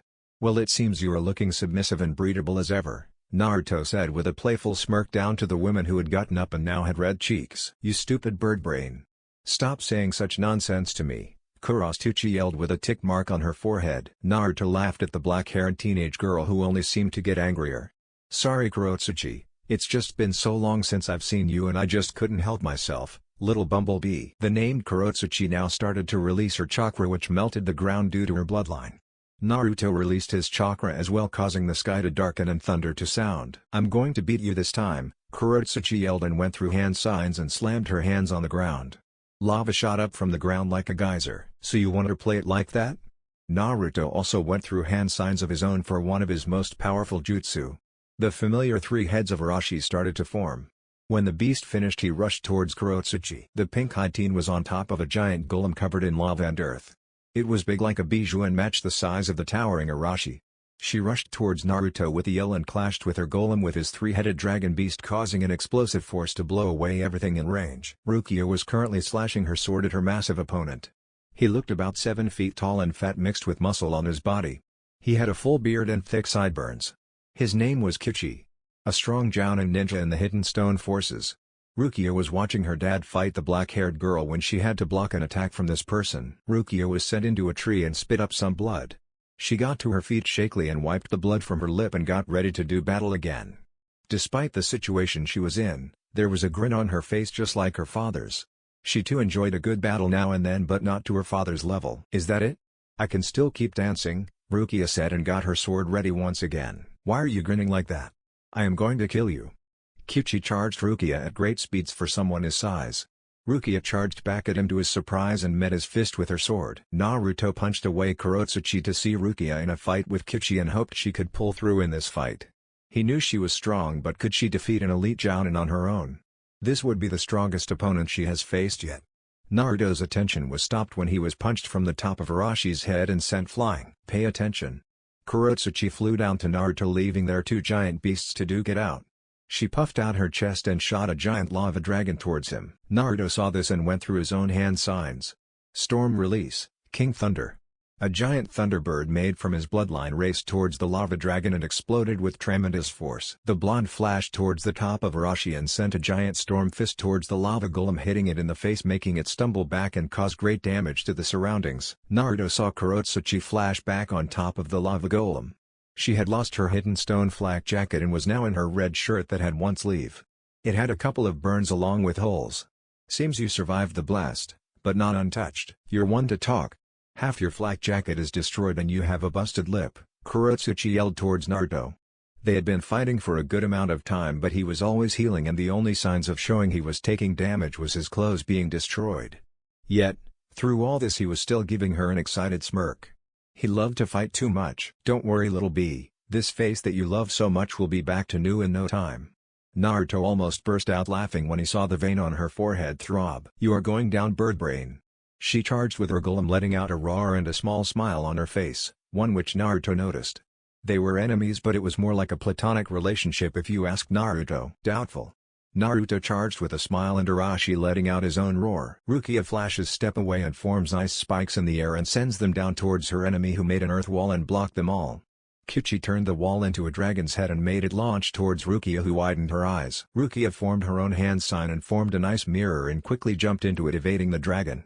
Crystal mirrors started to form all around Kichi. The man then saw Rukia appear in all of the mirrors. Rukia then launched out of all the mirrors with intense speeds that the man could barely keep up with. Kyuchi then began to get slashes all over his body at rapid speeds and he began to lose blood along with patience. This was the daughter of that monster Naruto Uzumaki. If he could kill her, there is no way he wouldn't be praised for his actions.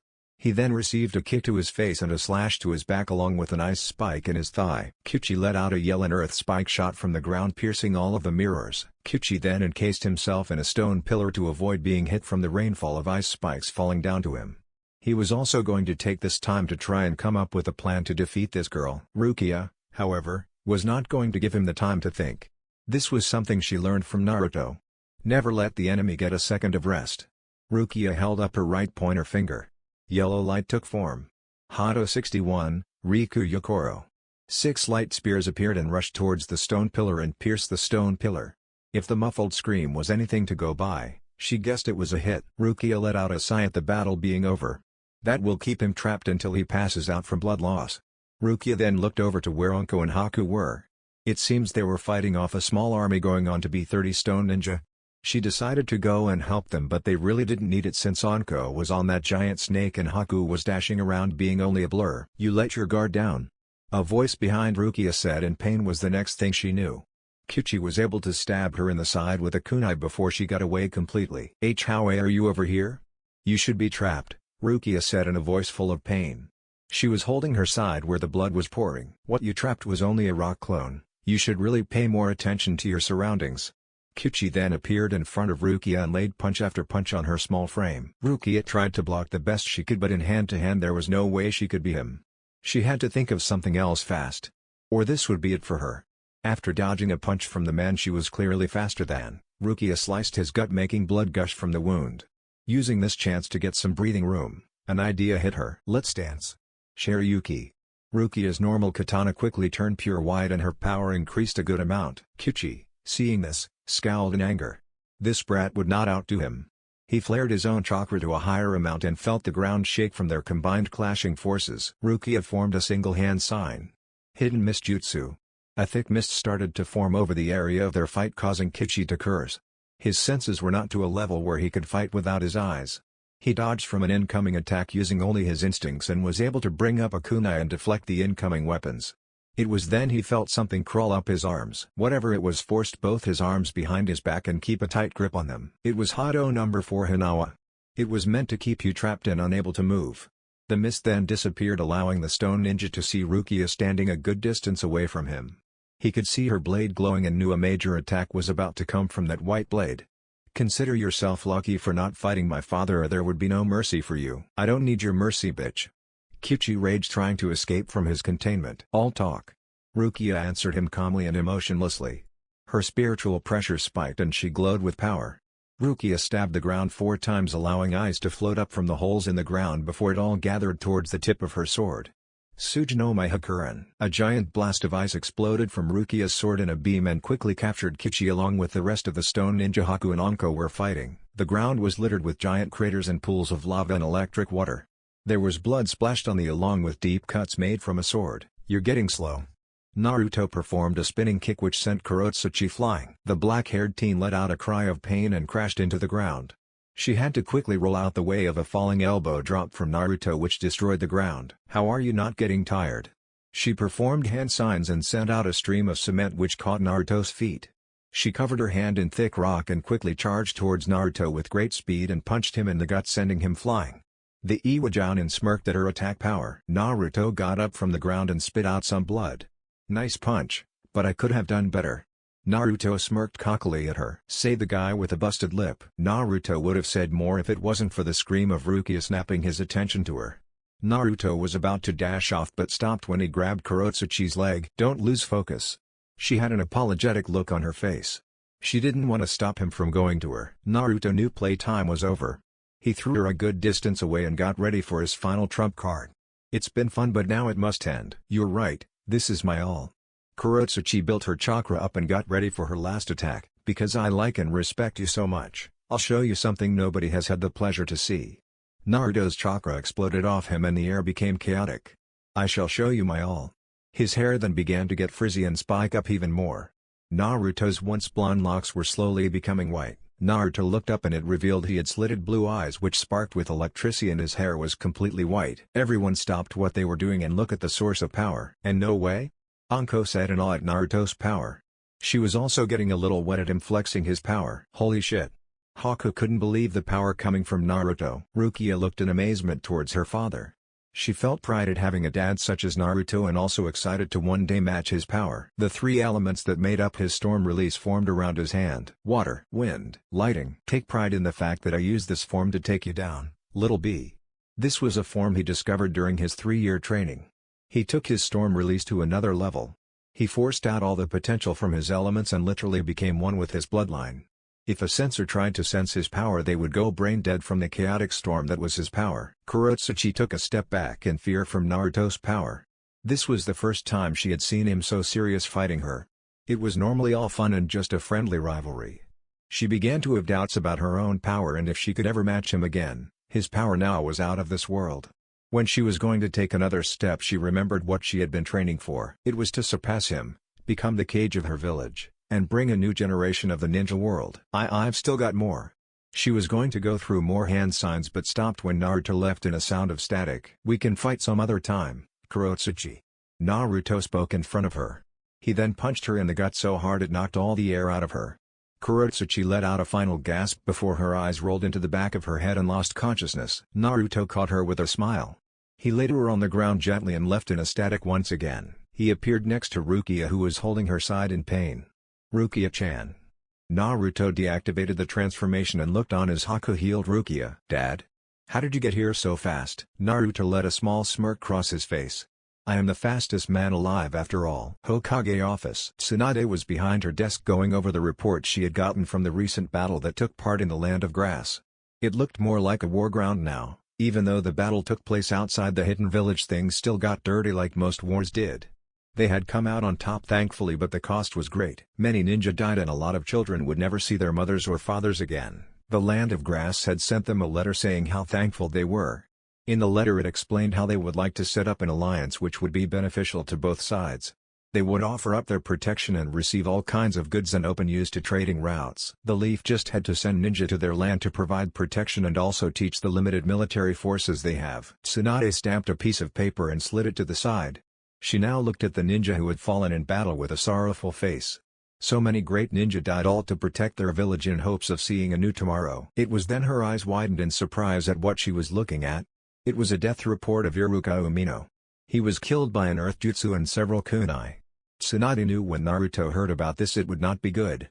He would either explode in a heat of anger and rush towards the hidden stone and wipe the place of the map or...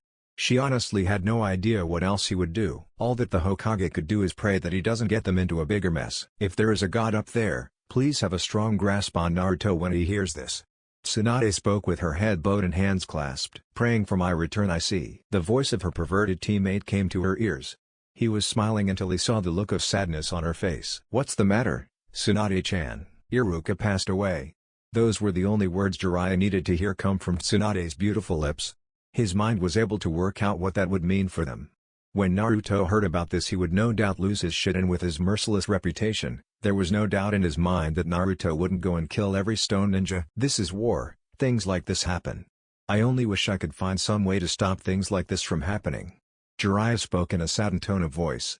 His normal joyful tone of speaking was gone and replaced with a sad look on his face. Yay, but maybe the new generation will come up with something to fulfill the dream of my grandfather. Tsunade reminisces about the times Hashirama would go on about making eternal peace in the ninja world. Well, on better news, I think I have found a location on where the leader of the Akatsuki might be, Jiraiya said, trying to shine some light on the situation. That is indeed good news, just wait for Naruto to get back and you can go and check it out. Tsunade let a smile come on her face upon hearing the best news she had received all day. The smile dropped a little when she saw Jiraiya shake his head in the negative. No princes, I should just go now and see for myself, plus, you know Naruto isn't one for sneaking around. He'd probably get irritated and blow something up. He chuckled to himself at his little joke. So, Naruto is a talented ninja with many skills. You will need backup going into unscouted enemy territory. Tsunade got up from her seat and glared at Jiraiya. Look, I know as well as anyone that Naruto is a talented ninja, but I can't wait for him to get back. I need to go while this trail is hot. Jiraiya also got up from his seat. He needed her to see things his way. There might not be another chance for them to get this kind of lead again. Naruto has had more encounters with their members than you have, Jiraiya. He surely knows how they operate now and will only help you, Tsunade said, stepping in his personal space, putting her chest up against his with her having to glare up since Jiraiya was much taller than she was. I have much more experience in this line of work than he does. It's not like I am going looking for a fight, I am just going to be in and out. If Naruto comes with me there will no doubt be a fight. Jiraiya held his stern gaze to Tsunade's gorgeous hazel eyes with a determination she hadn't seen in years. When Jiraiya thought Tsunade would no longer want to talk and go straight to punching, he was surprised when she wrapped her arms around him in a tight hug. No, Jiraiya, not you too. Tsunade buried her face in his chest. Jiraiya made a hand sign and sent the Anbu from the room. They left without a sound, knowing this was a private conversation. I don't want you to die, and I know if you go there you'll die. The village needs you, I need you. Those last words made Jiraiya's eyes widen in shock.